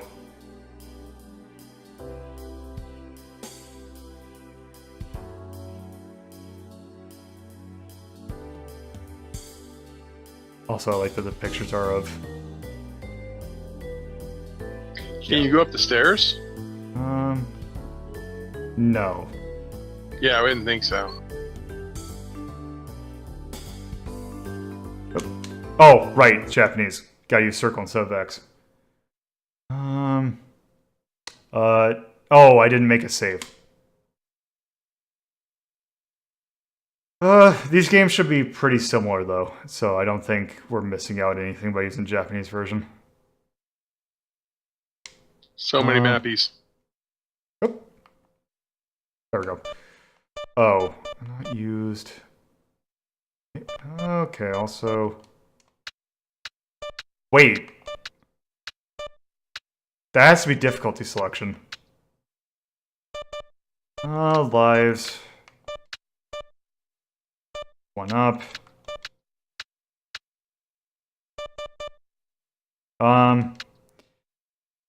Okay, so this is screen mode. So there, it does have the turn your TV mode on the side thing. It also has two different normals. Normal 2. Oh, I think I know what this is going to be.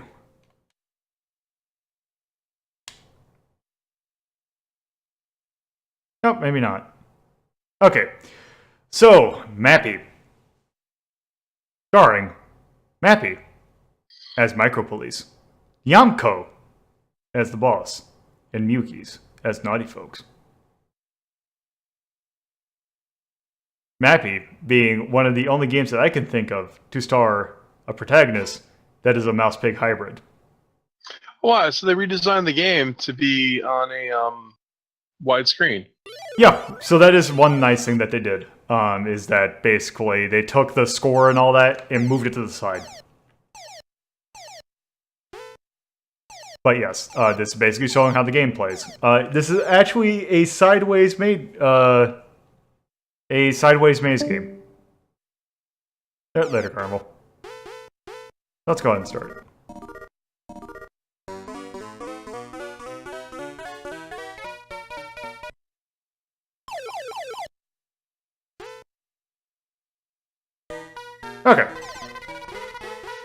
So,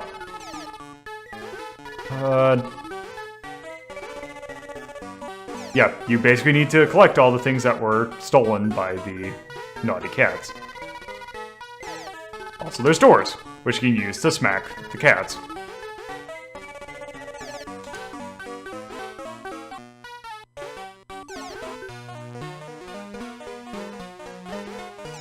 Whoop. Also, these doors. Oh, I actually kicked them back far enough that they actually didn't affect anything.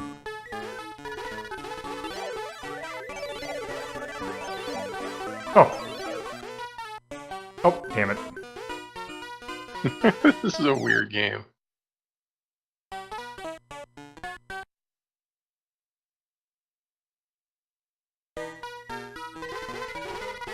Also, so the thing with the trampolines is that, so do it right there. You can also knock the doors, like, into yourself in order to knock them out. Also, you can close the doors. I didn't know that. And you can get hit by the microwaves for some reason.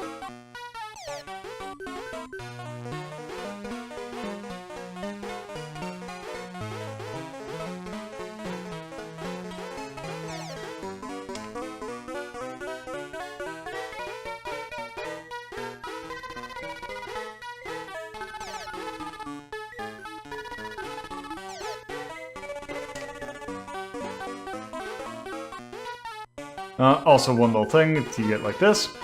Also, to show you that trampoline will break. Oh wow, nice.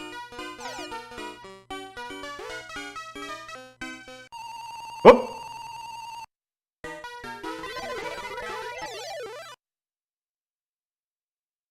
Oh, it gives you the score. That's nice too. Okay, let's see if I Speaking can do of this. breaks,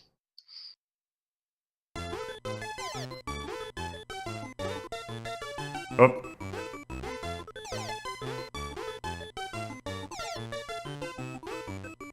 Nope.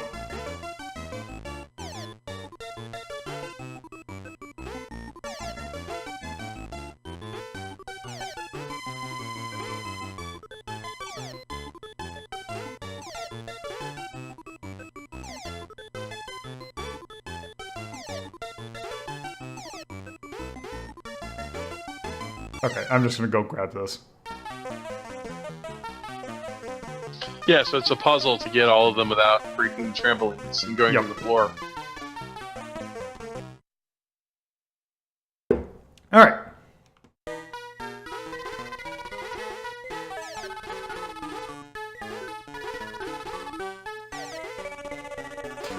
Yeah, also just in case I haven't mentioned it, you are invulnerable while bouncing on a trampoline. Yeah, it was unusual in this game. It takes you a while to figure that out.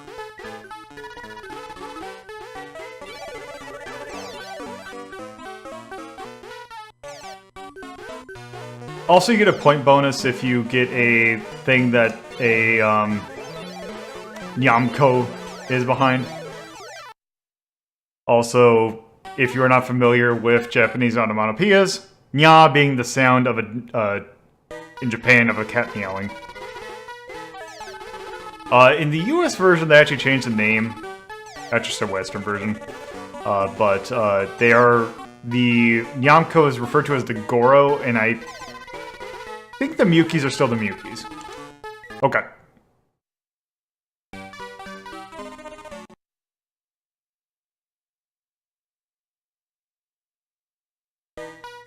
You're doing pretty good. Wow. Yep. Oop.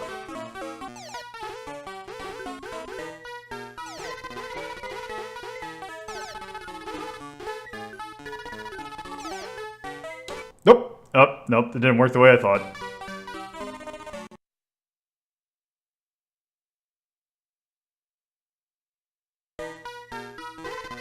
Nope. God.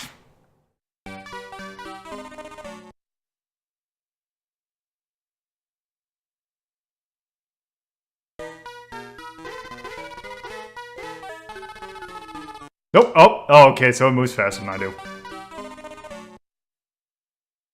This is kind of a bummer starting spot. Also, I just actually just, not be impatient.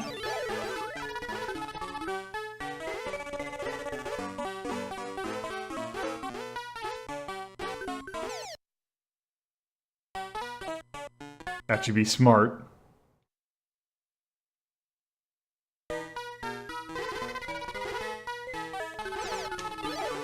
Oh, that's right. They move faster than I do.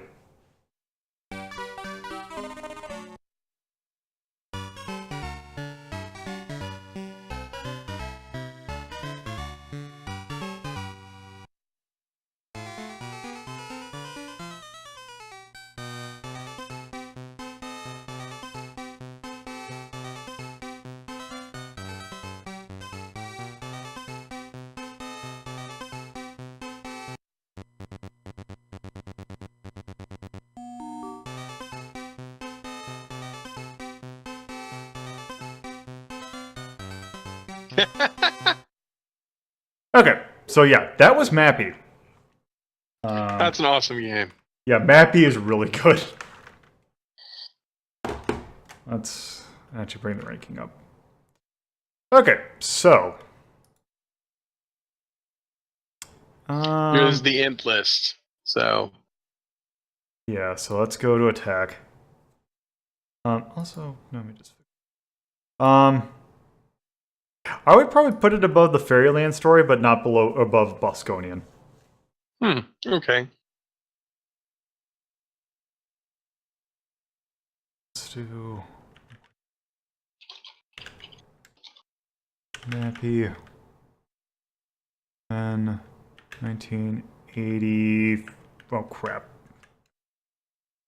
Oh, was that 82 or 83? Let me flip it on just to check.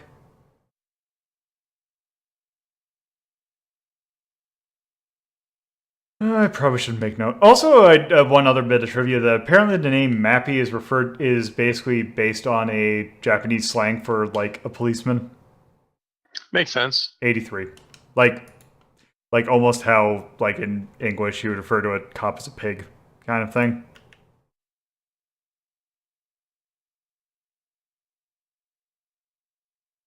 Arcade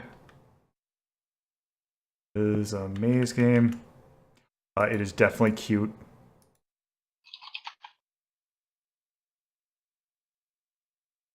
OST. The Mappy music's really good.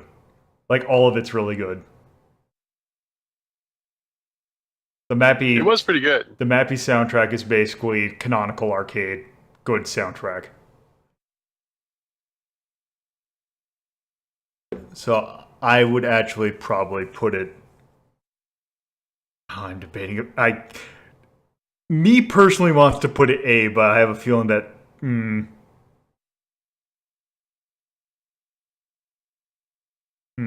I really want to give it an A. But something You inside ranked me it pretty says. high. I mean, it's really good though. You should give it an All right, then I'll give it an A. Oh, world building. This game is cute as all hell. A. That's some nice touches, yeah. Like one thing that didn't come up is so the big kitty cat tends to hide behind stuff and then jump out at you.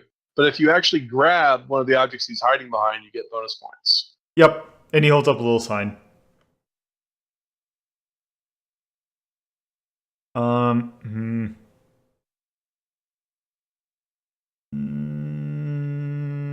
No, what the hell? Oh yeah, because I gave Fairyland Story a A, so I'll give this an A as well. Yeah, there's 256 levels. Wow. I'd imagine because, it being 256 being the cap for an 8-bit kind of thing. Craft. I'd say probably better than a C, because I mean, they innovated, at least like having a little trampoline thing. As the trampolines, the bad guys The door mechanics. maneuver. Yeah, I mean, definitely to C, probably B. Yeah, I'm thinking B. Impact, I'd probably give it a C. Mappy is fondly remembered by those who remember it. Yes. So yes. Age, I would probably give a B. Oh, it's still adorable. Yeah. And then Touch, I'd probably also give it a B because it's pretty easy to pick up. Even for... The tricky thing are the doors, and even then... I mean, you can kind of get the concept of a door.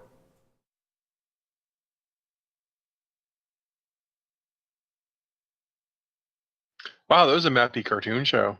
Oh, yes. That is another thing. There was a Mappy... it's developed by Shifty Look. When they were doing a bunch of properties based on Namco. Like, they were doing revisions. Like, there was a Mappy comic, there was a Wonder Momo comic, there was a Rolling Thunder comic. Yeah. But yeah, the cartoon, Wow. you can usually find it on YouTube. But yeah. I'm gonna have to look this stuff up. Yeah. So, yeah, that's Mappy. Let's go back. Okay, I'm debating about whether or not I kind of want to try going back to the US version, because I think the next game to take a look at is... let's... actually, if I remember correctly, I think there was a glitch with if it's what I think it is. I might actually have to go... I'll have to go back when doing Super Pac-Man. That's nice. The exit's a giant cat. Okay. Dragon Buster. Yes, Dragon Buster. Also, I just want to look at this. I really like this wallpaper. Or this picture. I actually tried to have this as my wallpaper, but I could not find a good rip of it. This was used a lot in the box art for, like, some home ports. Somebody likes Roger Dean. Yes. Very much.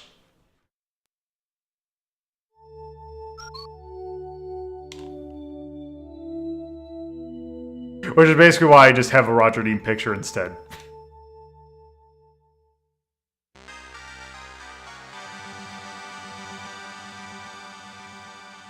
Okay.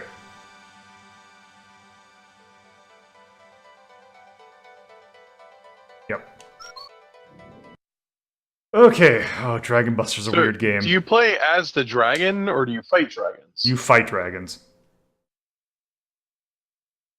God, this game is going to be weird to describe. Okay, so this option right here is the continue option. So this has a really weird continuing system in that you can only continue if you die, it's game over. However, if you have less than 32 health, in the arcade version, I don't know why they do it in this version, or they do it weird in this version, because in the arcade version, if the continue is enabled, also one other thing, if you're playing the arcade version, I don't know why, but the continue option is often mislabeled, in that if you do what the emulator says and have the continue option set to on, it's actually off, and vice versa. But in the arcade version, you would just, if you had a credit, you would just hit start if you're below 32 health, and you would get all your health back. However, in this one, they make it so that if you hit L1 and R1 when you have less than 32 health, you'll get your health back.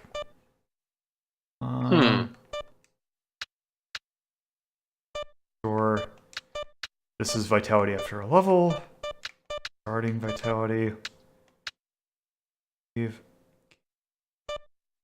Want that to default. If that's the way it is. That doesn't do anything. Let's just go back here.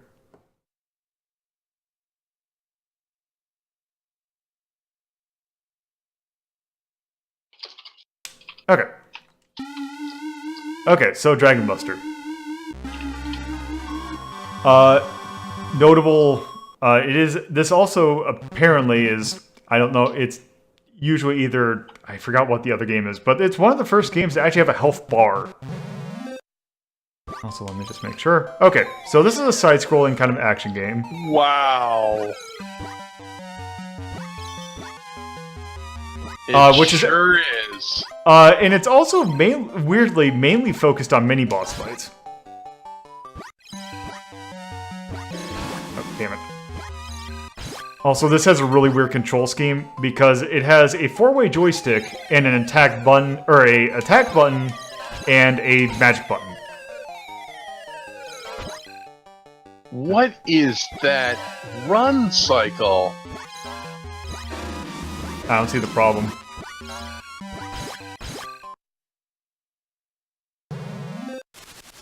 Okay. Wow. This is like extra primitive. Yep, okay. There we go.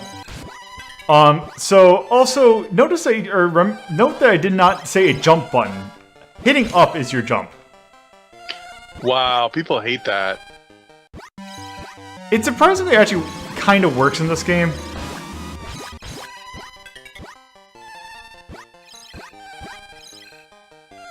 So if you do a jump and then hold down and then attack, you do that forward thrust, which is really powerful. But if you do it during a double jump, it'll turn into a downward thrust. Like that. The hell is that run? It's And like now, he's facing away from you. And now we go to the last stage of every round, where there's a dragon.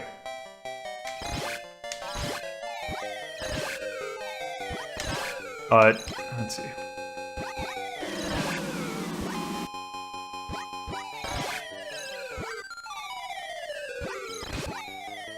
Oh my god, the dragon's dance. Oh god, it shadow boxes a bit in later stages.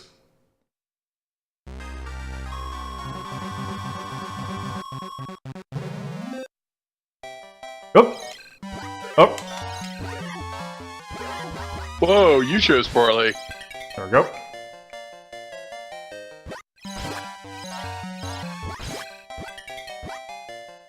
What are those little things you're collecting at the bottom? Look like fireballs. They are fireballs. Damn it. There we go. They don't seem to do anything. Oh, that's because I haven't used them. I'll fully admit that I tend to hoard them. Oh my god, that climbing.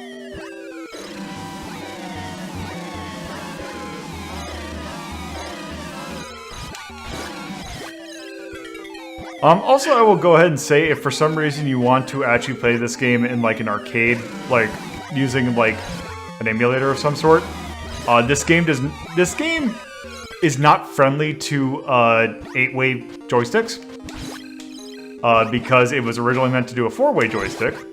Also, if you're climbing, you get hit, you get knocked off, which is kind of annoying. And this game is almost a nightmare to play in the arcade setting, or in an arcade emulator. Also, the wizard magic doesn't do anything against him. Yeah, you fired a fireball at one before. Okay, let's try this. Oh, you regenerate between stages. Yes. Oh, yeah, that looked good.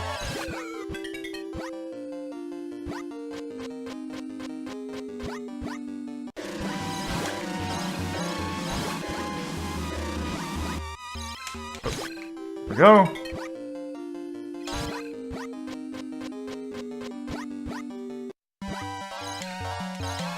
Oh, God. I want to say the skeleton is awesome. I've never seen a skeleton that rattles before. Oh, damn it.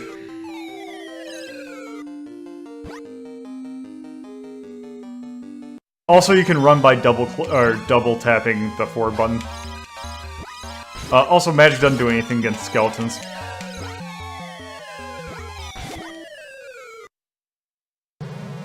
So you missed a special goodie or whatever? Yeah, it did. I forgot what would have been up there. That is the most limp-wristed downward strike.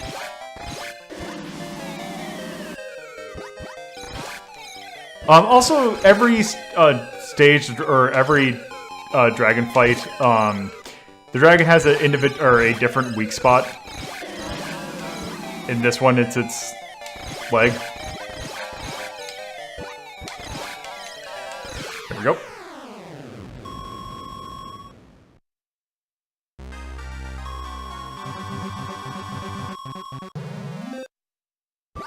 Okay. Man, this game.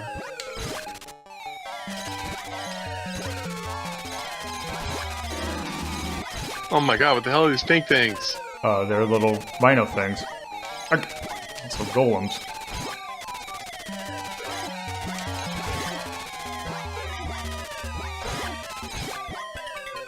Okay.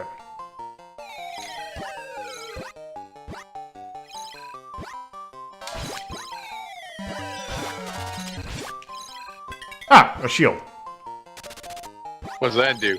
The shield will block. Actually, the nice thing is, I believe it'll block those knives that the wizard had.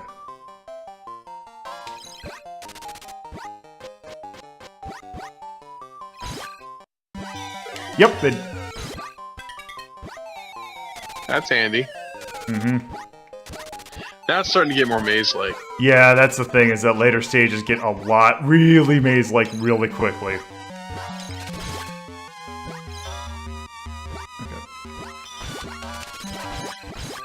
Go.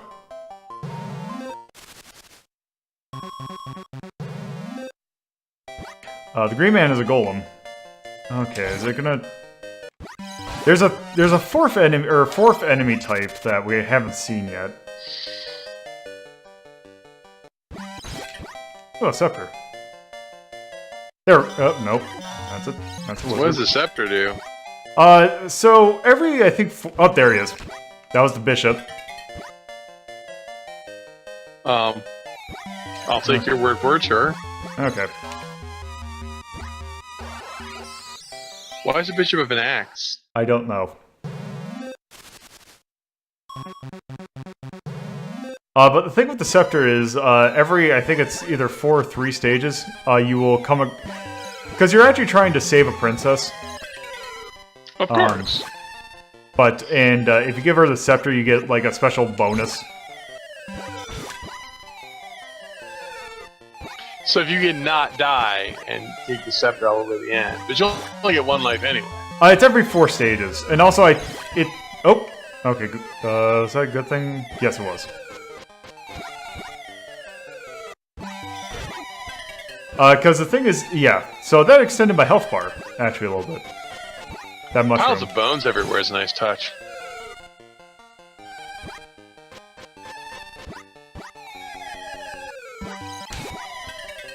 Okay.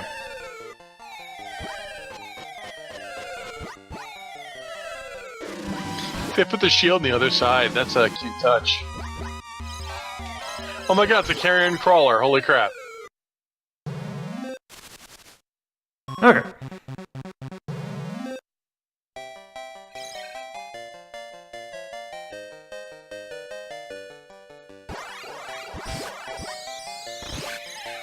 And yes, if you didn't notice, one of my fireballs that I got is a little bit different. Oh, it's a swarm of fireballs. Yep, and I'll actually do it. It's that. They'll circle around the screen until they go off. Beep.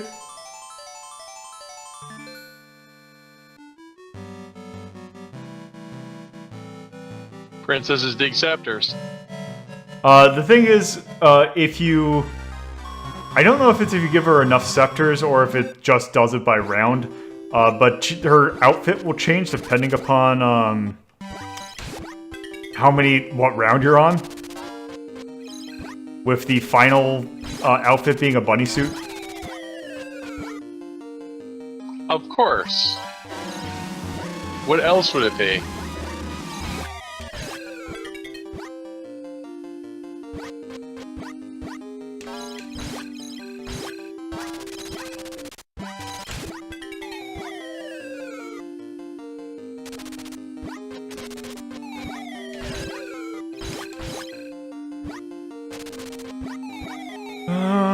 Okay, let's see. Oh. So they already started to get lost.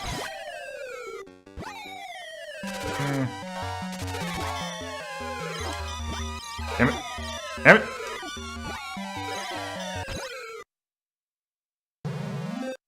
You did it!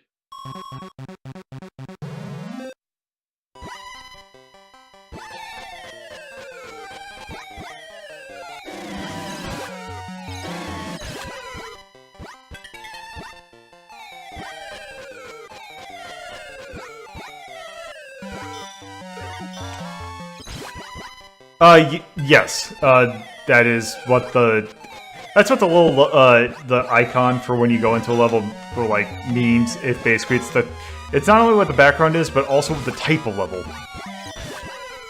Because certain like types have a tendency to be more maze-like than others.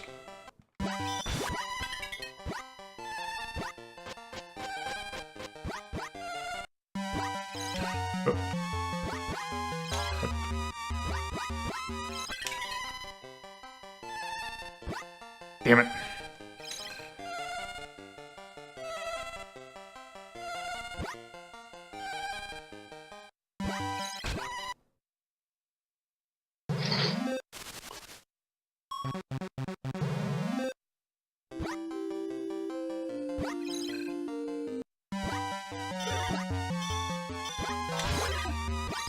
Ah!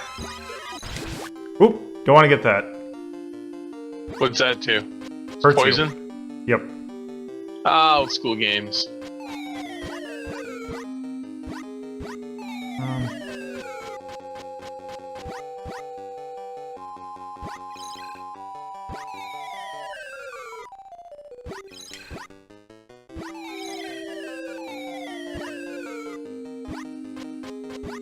Oh boy.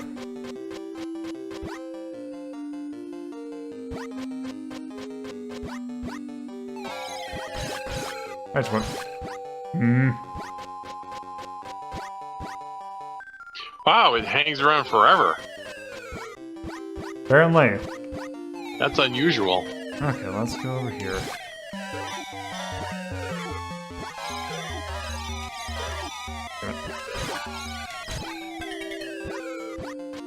You may be able to block them, but it doesn't keep them from juggling it. Nope.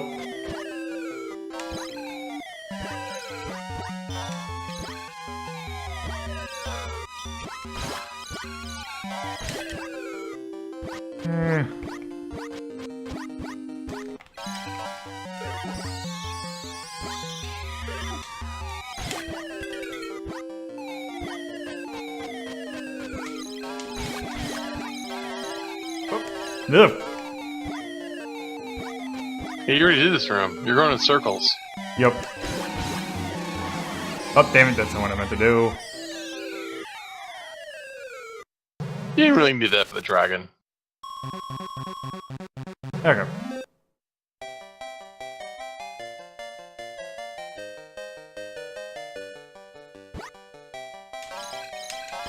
Okay.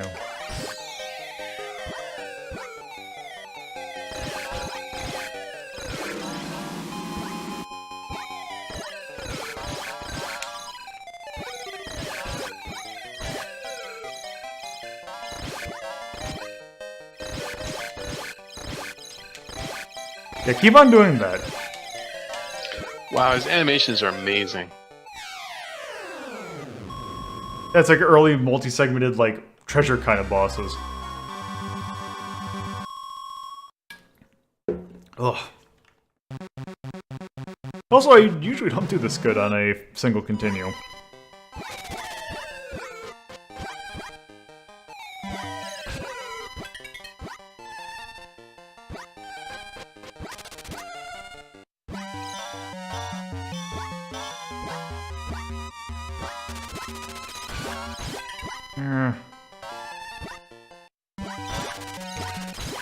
Oh, damn it. Armadillos? Yep. Come on. Oh, good.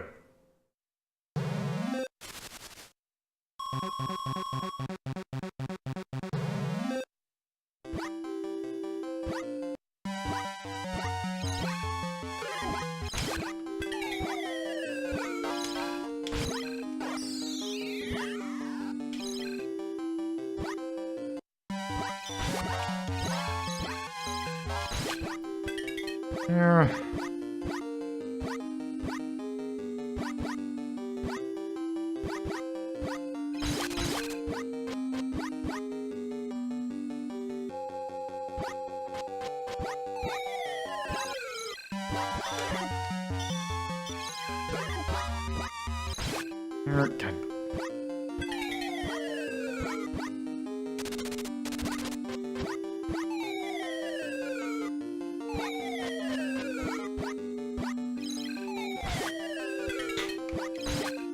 Okay.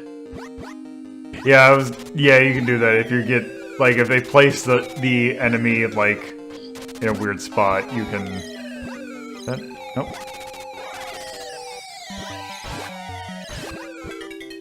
Oh god.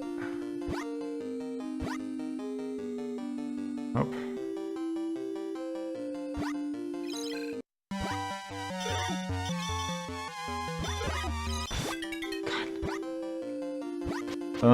Also, there is a thing that if you take too long in a level, that will appear, and I really don't want to because I hate it when it appears. And you will know exactly when it appears.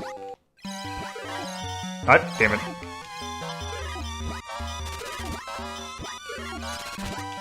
Okay, good. Oh, can you show it to us? Well, not when I fight the dragon.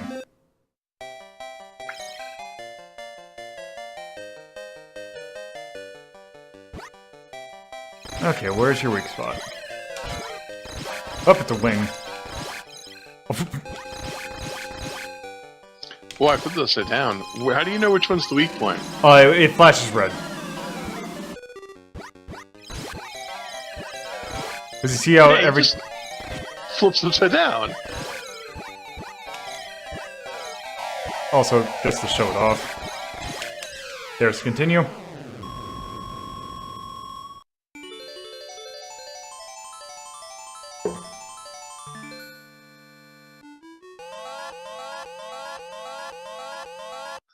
Gone again. Also, these levels start to have a little bit more things to them. A little surprised this one wasn't ported to consoles. So it was. Just not. It never came stateside. That's the problem. This game, in fact, this game itself did not come stateside as well. The Namco Museum Volume 2 was the first time it ever appeared in Western, like, release. There's actually a really good NES port of this, or Famicom port, I should say.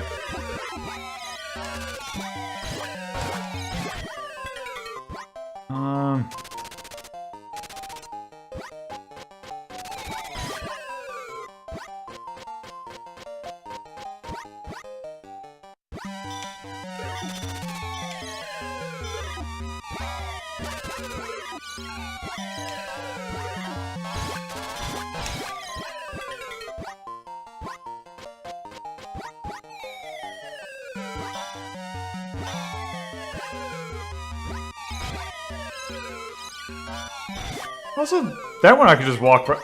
Huh, weird.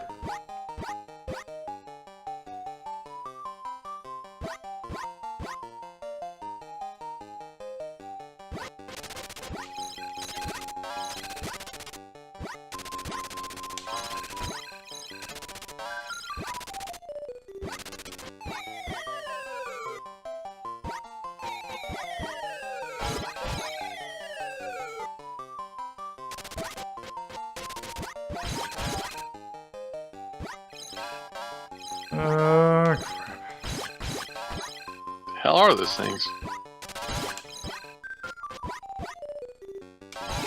Oh god!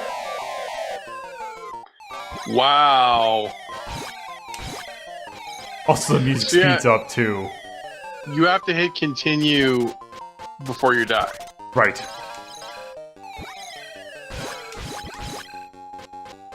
Okay, seriously, where... That's what am I interesting. That missing? makes sense.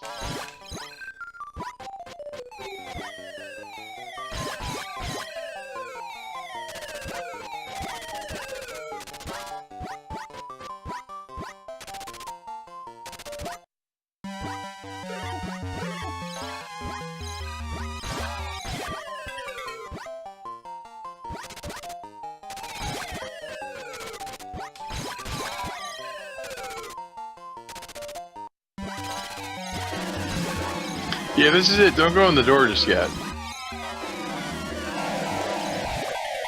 Whoop. Oh wow, this wasn't it. Yeah, I that's want some- yeah the thing that. Oh,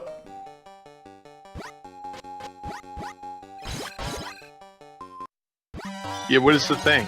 yeah. Well. Oh god, damn it. Nope. Oh, because it's a PlayStation game, you don't get that much rewind? Nope. Oh, so what is the thing then? It's the cave shark. The cave shark. The cave shark. I was not expecting you to say cave shark.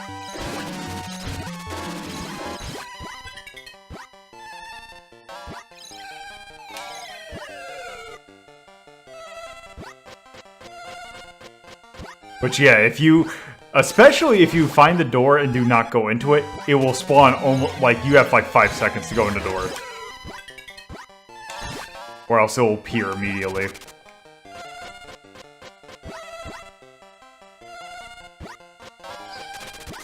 This I gotta see.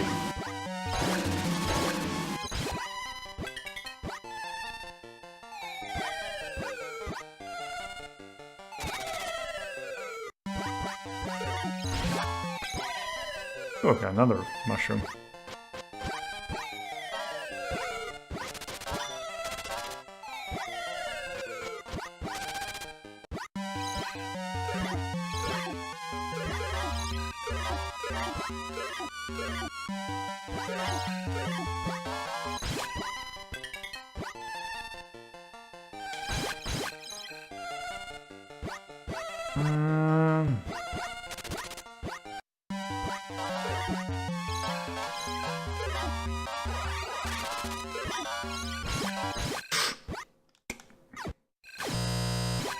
There we go.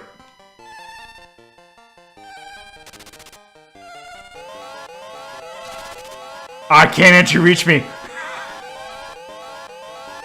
Is that the cave shark beneath you? Yeah, That's a shark? it's cave shark.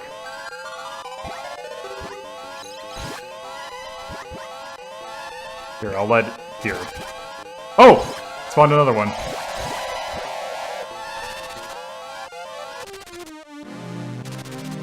Wow, that was ridiculous. Yeah. So yeah, that is Dragon Buster. That was Dragon Buster. Yeah. So, that belongs on the resistance list. Okay, let's see. Now here's the thing, that's gonna be weird ranking it, because I know I actually really like that game, but that is one of those weird personal taste things. It looks like very unpolished, but you know, like the animations. It feels janky, but it's one of those janky games that kind of, if you get into it, is really, there's something about it. Yeah, so it seems like you really like it. Yeah, I really like Dragon Buster, but I would expect that not a whole lot of people would like it if they actually tried to play it. Like, if it were up to me, like my personal ranking, I would probably put it above Teenage Mutant Ninja Turtles. I would put it in between Pulirula and TMNT and Simpsons. We'll do it then. That's interesting. But I kind of want to knock it a little bit because I know that is like trying to be a little bit more. If someone wanted to use this list as like an idea of like, okay, what kind of things should I look at first? You already tanked Binding of Isaac. It's already subjective, man. But there's better for those kind of games though.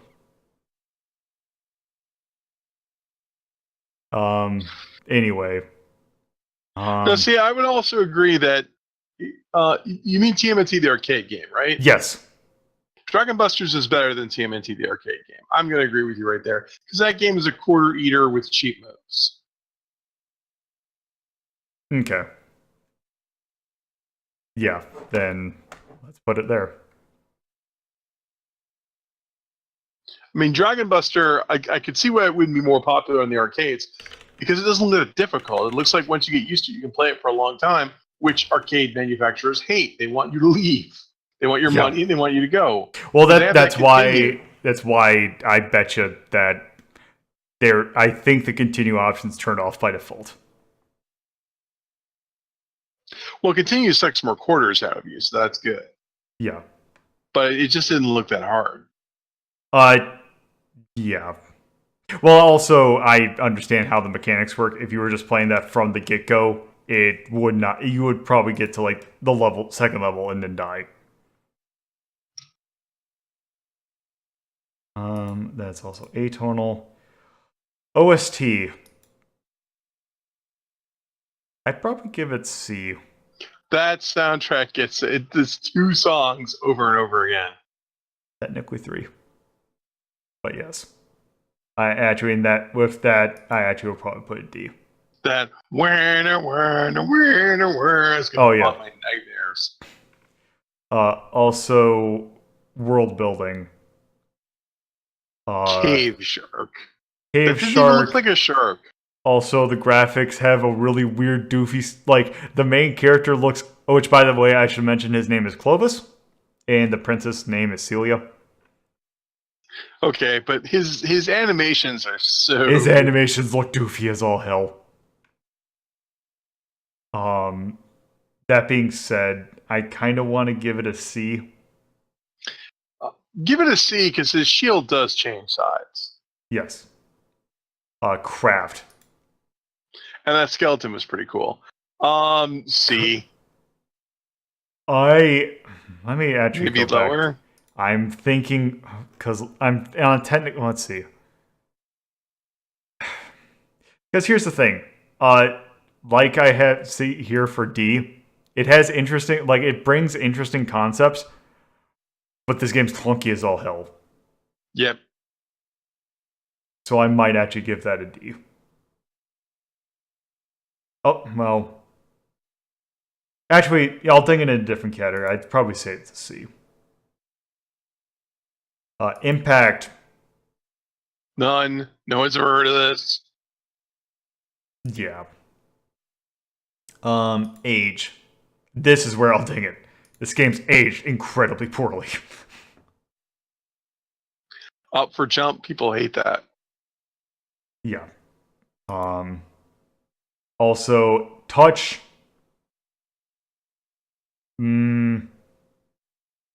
Technically, it's not hard enough to be an E, but I want to put it a D just because of how clunky it is. So that's what I love. Like, if someone went and read the rankings, they go, "Why did he give this game all E's and F's, but he loves it so much?"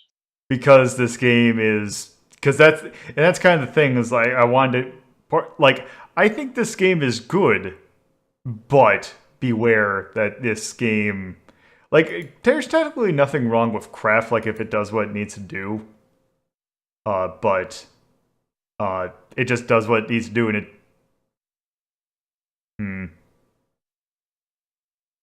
it's weird. I just think it's funny. Yeah.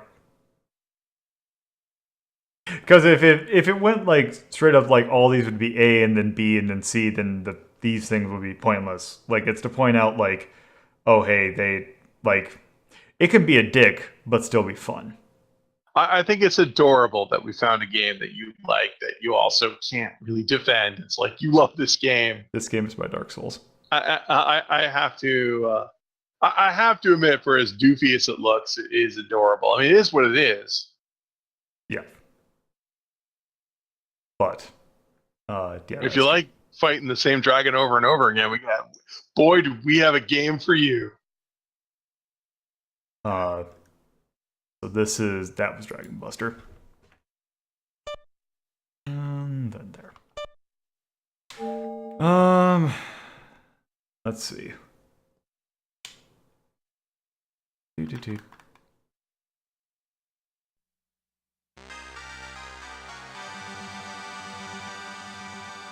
Okay.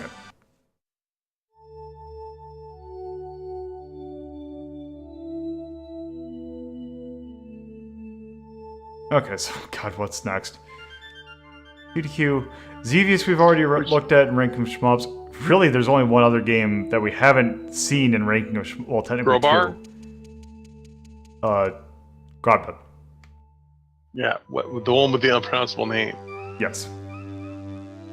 Okay, so this game is really weird. This is actually technically... Actually, you know what? Let me go back to Dragon Buster real quick, just to kind of show it off.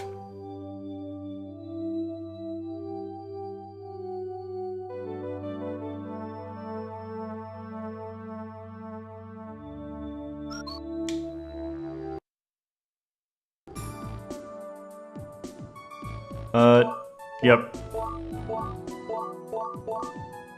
So, yep, there's Celia 1, Celia 2, there's Bikini, and there we go.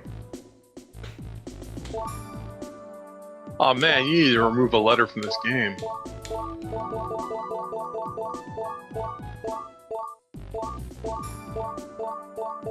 Yep.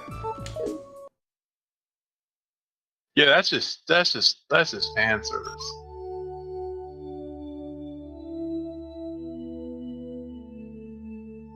Let's go back to Graba. Okay, let's see.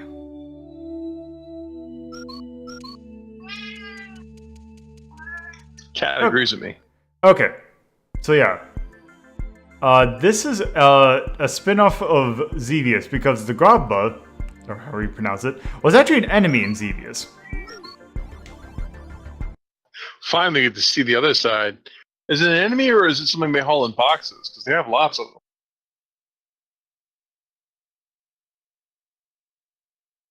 Ah! Yep, it's got lit up.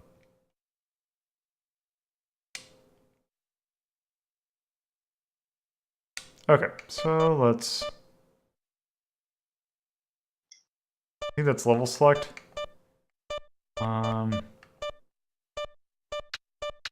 Lives.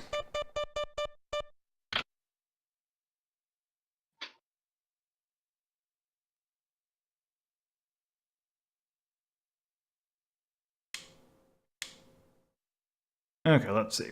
Gravda! Okay, so battling one.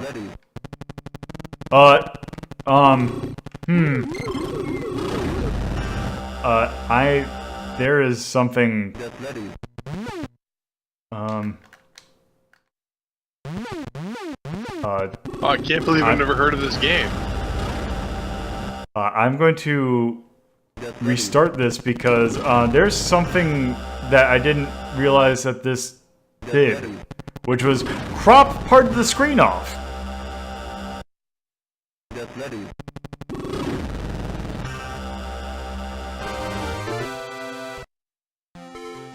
Oh, also we're the fourth ranker of the National Battling Association. Of course you are. Yeah, I think you've been cropping off the bottom pixels for a while. No, it's the game. It's like in the actual window. It's not like it's something up with the game itself. And I think that is what this is for.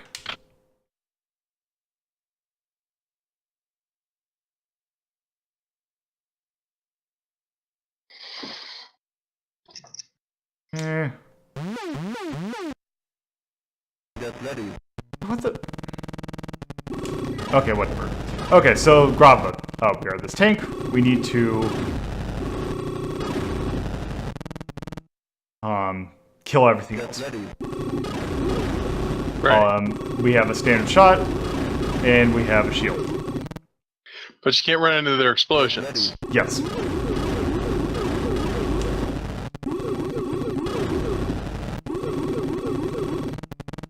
How long does the shield last? You see that energy gauge? On the right?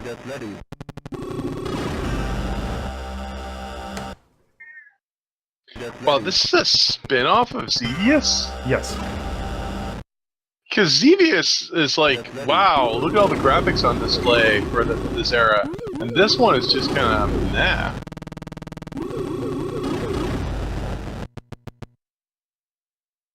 Now you're firing 16 different directions. Does he have true analog? I don't think so.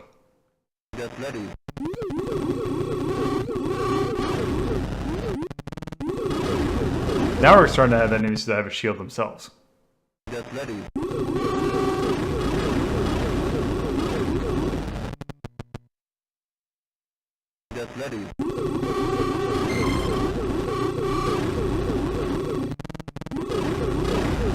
Oh, also, enemy rubble slows you down a lot. Roger that.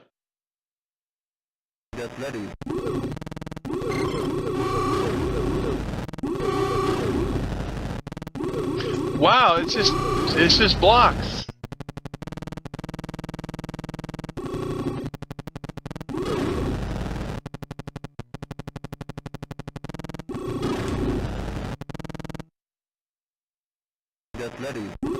Get ready. These things are annoying.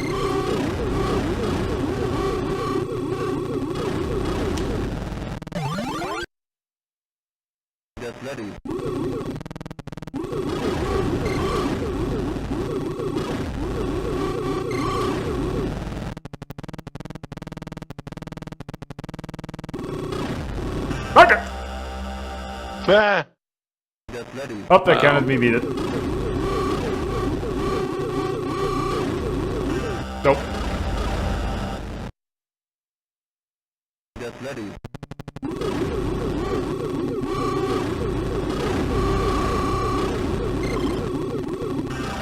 Okay, that should be good. Did it? yep.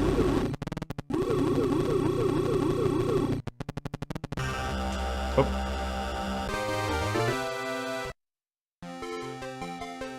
I'm the champion of the NBA. Finally. That sure was Gravda. Oh, also you can hit a button to do lowercase if you want. That's a first.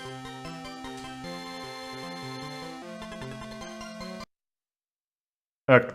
So yeah, that's Grabda. Wow. That's under the attack list.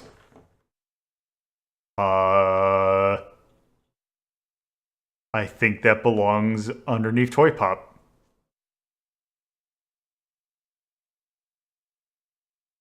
You just hate ghouls and goblins, don't you? Yes, I do. You know what? No, I would. Yeah, I was like Grabba over Ghosts and Goblins.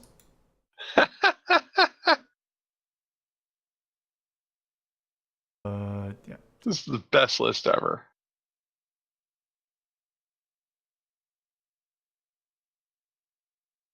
In 84, I think. Namco. Arc.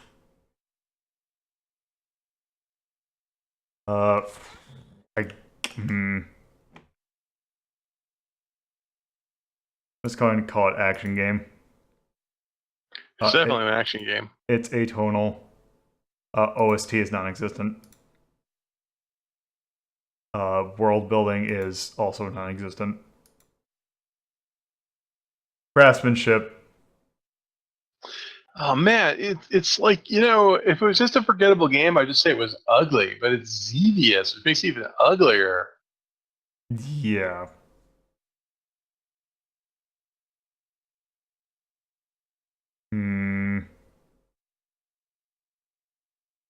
I'm thinking maybe C. You're more generous than I am. I'm thinking D then. It was just none. No one's ever heard of this. Yeah. Age. Also, not very well at all. I mean, Yeah. it looks crappier than Xevious. I can't get over that. Yeah. Touch. How did This the game's a controls dick. feel? It feels okay. The controls are not the issue.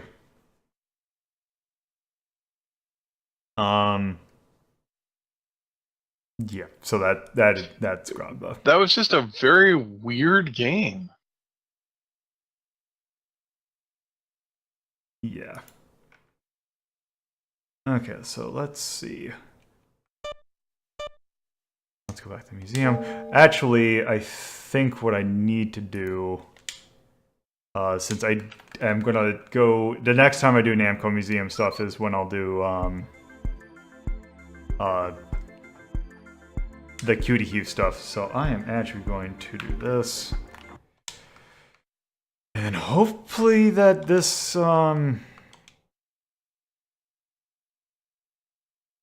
hopefully this doesn't screw up again.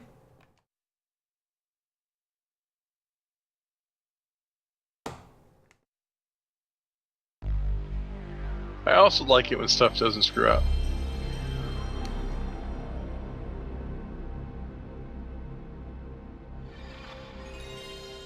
Because I might have to resort to MAME to do this.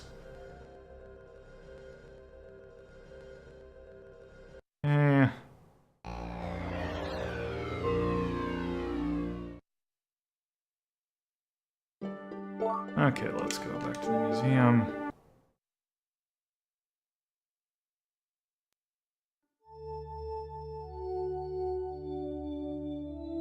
Wait, you can just go to the games directly? You don't have to go to the museum?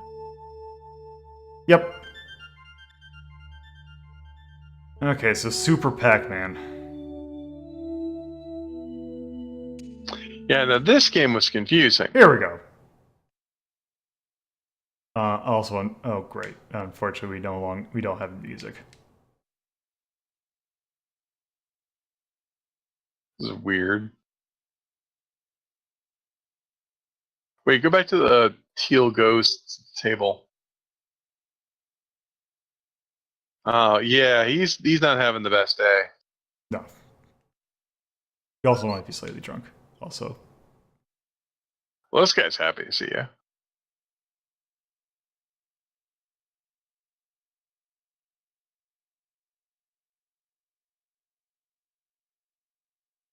Ugh. Why is it?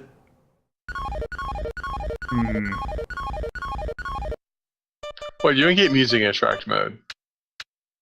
Well, no, that's not the thing I was worried about. I was concerned about. Oh, dude, it doesn't do the thing that like Mappy did, where it moves the score stuff to the side. So it's gonna be all squished.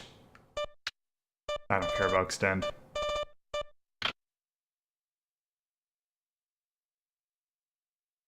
Because I'm gonna go ahead and say there's a reason why this particular Pac-Man game is not, you know, remembered. So, yeah, rather than eating power pellets, you eat keys. Also power pellets.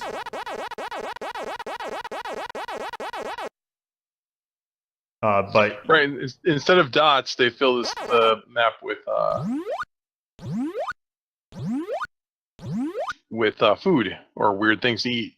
Yep. Also, you can turn super, which means that you can, well, let's actually just get into the game. Okay. Well, with super, you can super move if you hold down the button. Yep. So they took Pac-Man and added buttons. And you can smash through gates. Yep.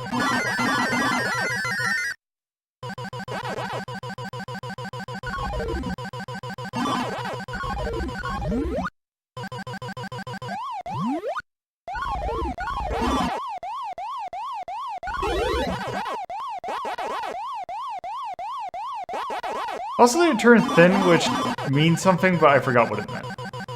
They turn thin when you're Super Pac-Man, because I think they're afraid of you.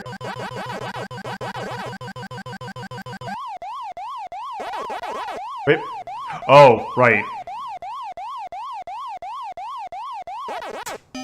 I'm like, wait, I got all the... Oh, right, you have to get all the power pellets as well.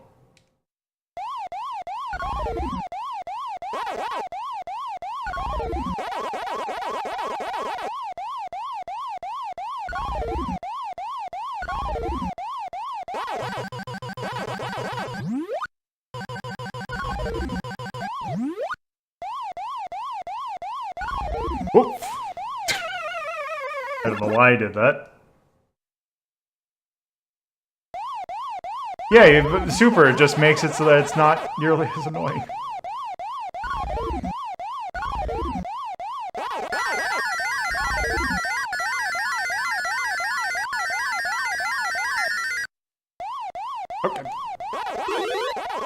Okay.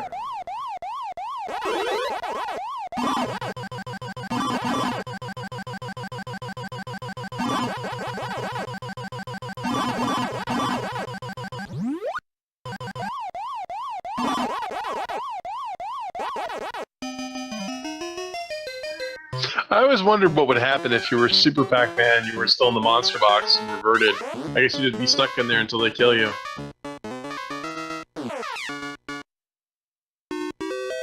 Like, what the hell was that? Don't know. Yeah, I sure hope you like staring at the same maze.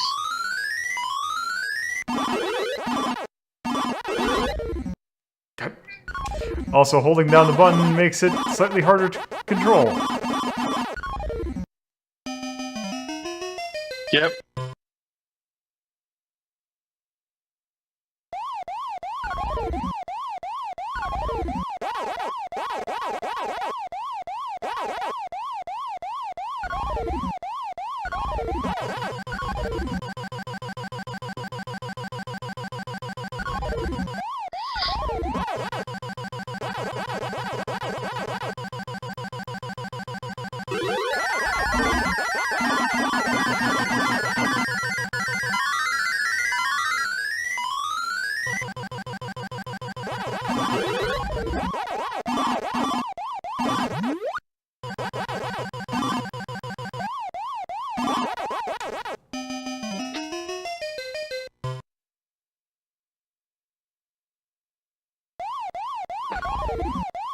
Also, then the keys start to unlock things you wouldn't expect them to. Yeah. The keys... there's no clear pairing what the keys are up to. See, we were at Pac-Man, which was easy to grasp and understand, and then there's this game, which is bewildering. You have super speed that you can't control. You've got keys you don't know what they do. I mean, you can see what the keys do, it's just that they do it in a way that's kind of dumb. Because then it's basically just being, oh hey, I'll just unlock whatever I feel like unlocking.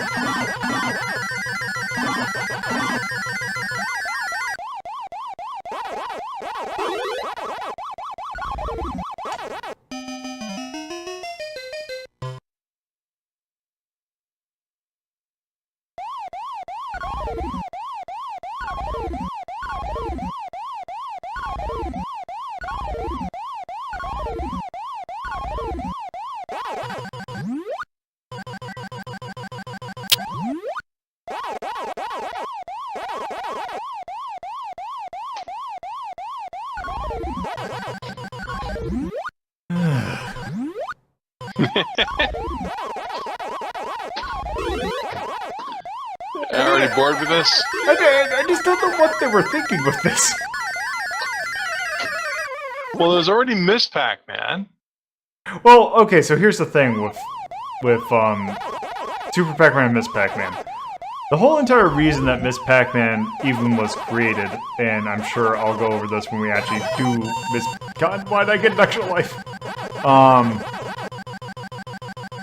Is that Namco was taking their sweet time to make a Pac-Man sequel that Midway decided to make their own.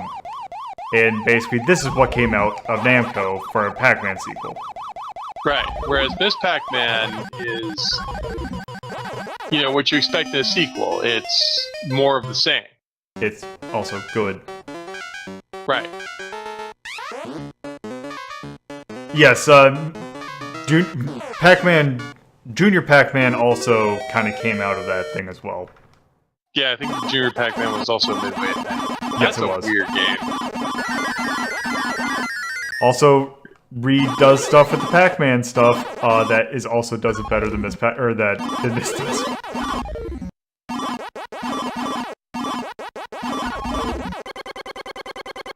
Hi, cleaning the whole board out. Are those sneakers? Yes. Okay, we were doing all right with the food thing, and then suddenly sneakers. It makes more sense than Galaxians.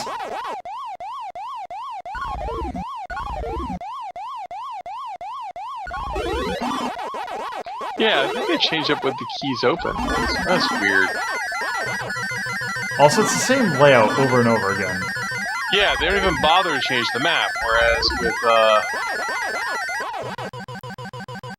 And why do the ghosts have seizures? What do you mean? Have you noticed that? Like, every now and then the ghosts will just go, "Whoa!" Oh! And they'll, I think the original Pac-Man did that as well. the original Pac-Man, they'll reverse direction. Like, all of them will suddenly decide to spontaneously reverse. In this, they, like, quiver for a moment. Also, You I see how, want to like- say that like intricate Pac-Man strategy has my favorite phrase of anything ever in a game, which is when which one is Blinky the red one? Blinky's the red one. When Blinky goes into Cruise Elroy mode. Cruise Elroy? Yeah, there's something where it's like after you've eaten so many dots, he goes into Cruise Elroy mode. I have no idea what that means. There's... I know it's AI... Okay. Finally, I'm done with this stupid game.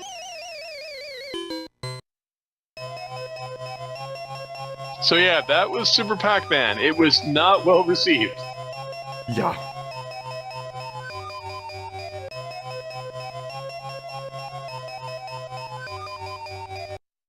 Okay, yeah, that was Super Pac-Man. And you know what?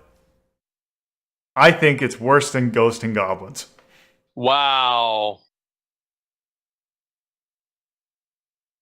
It's like Whoops. you're pretty good at it, but you just don't want to play it. It's boring. The fact that the map design is just weird and never changes. Yeah, and you can do it if you get Ghost, the superpower, like the super thing just completely removes any challenge from it. Yeah, I'm not entirely clear what they that they have power and super. It's just weird. Yeah.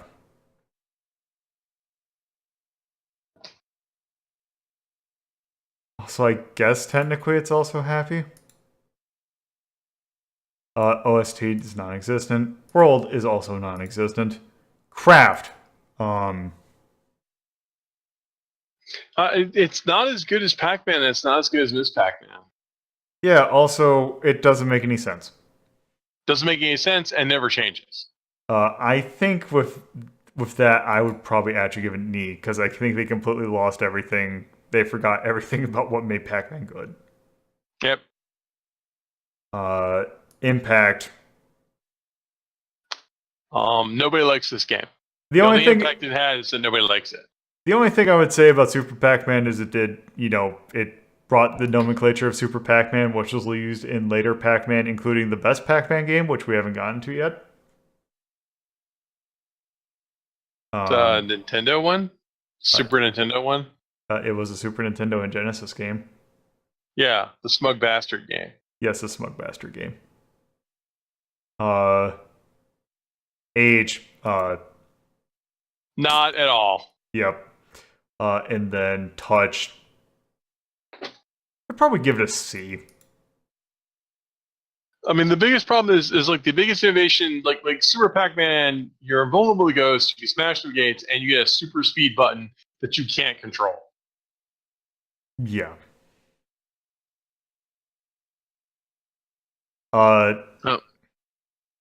Yeah, and with... Oh, it's called Pac-Man 2, The New Adventures. Okay, that's what Yes, it's called. yeah, it's Thanks, Chad. Pac-Man 2, The New Adventure. I will definitely be taking a look at Pac-Man 2, The New Adventures, but not today. Because also that rounded up for Namco Museum Volume 2, so let's put that here. Let's see, do we consider that better than Volume 1? I kind of think it has more interesting games in it. But the problem is like Volume also. 1 has Pac-Man and Galaxian, right? Yeah. And Bosconian. Yeah. Yeah, it's no contest. Number 1's better. But Mappy. Number 2 is Mappy, but what else? Number 2 is And Mappy. Dragon It has Buster. Dragon Buster, which you like. And Gapless, which technically I probably would re-rank, except I don't think that that will be within the scope of this thing, because I would have to probably replay that one, and I don't think I have the time to devote to that. No, I mean, I'm sorry. Pac-Man, Galaxian, and Bosconian trumps Mappy and these other things. Okay. And I well, mean, I can be behind that. yeah, and QDQ, I think we're coming back to later. QDQ we're coming back to later, and that also, if you're, I'll just go ahead and say this is not the platform you'd want to play QDQ on.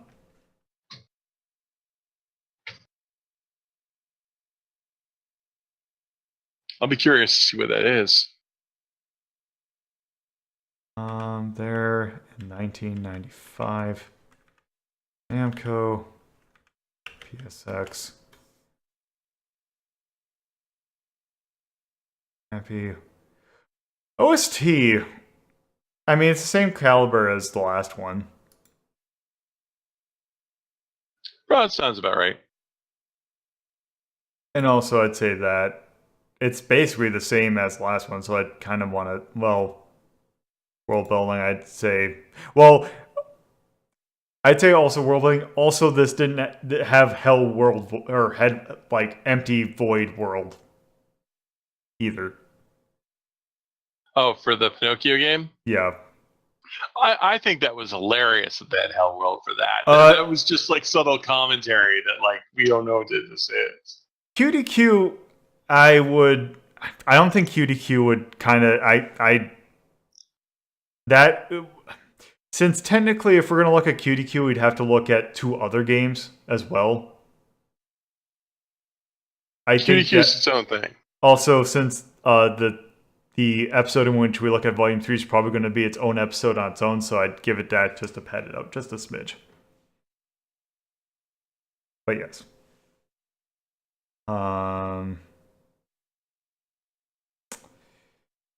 Yes. Oh yeah, Volume 1 has Rally X in it too. Yeah, this is no yes. contest.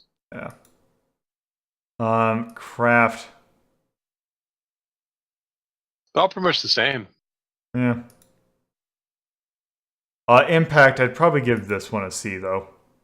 Yeah, we're starting to scrape. Age, I'd still say the same, and then touch, I'd also say the same.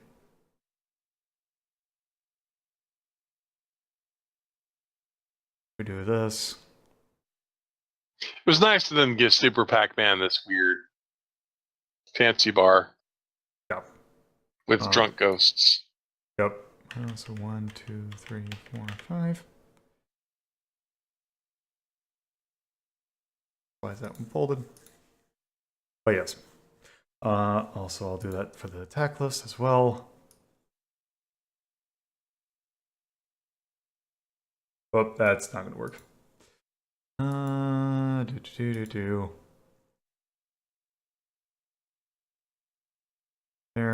I'm just going to... Wait, why did that... Oh, there. Also, oh. There. Okay. So yeah, that is actually starting to kind of grow a little bit. Yep. So I think that'll do it for tonight. Yep. Thank you for watching. Thanks for If you would like to keep up to date with Retro Rank Rhapsody, you can follow me on Twitter at LoloDePuzzlo, or join my Discord server by going to the URL discord.ldp.life. Thank you for watching, and I hope you stop by again.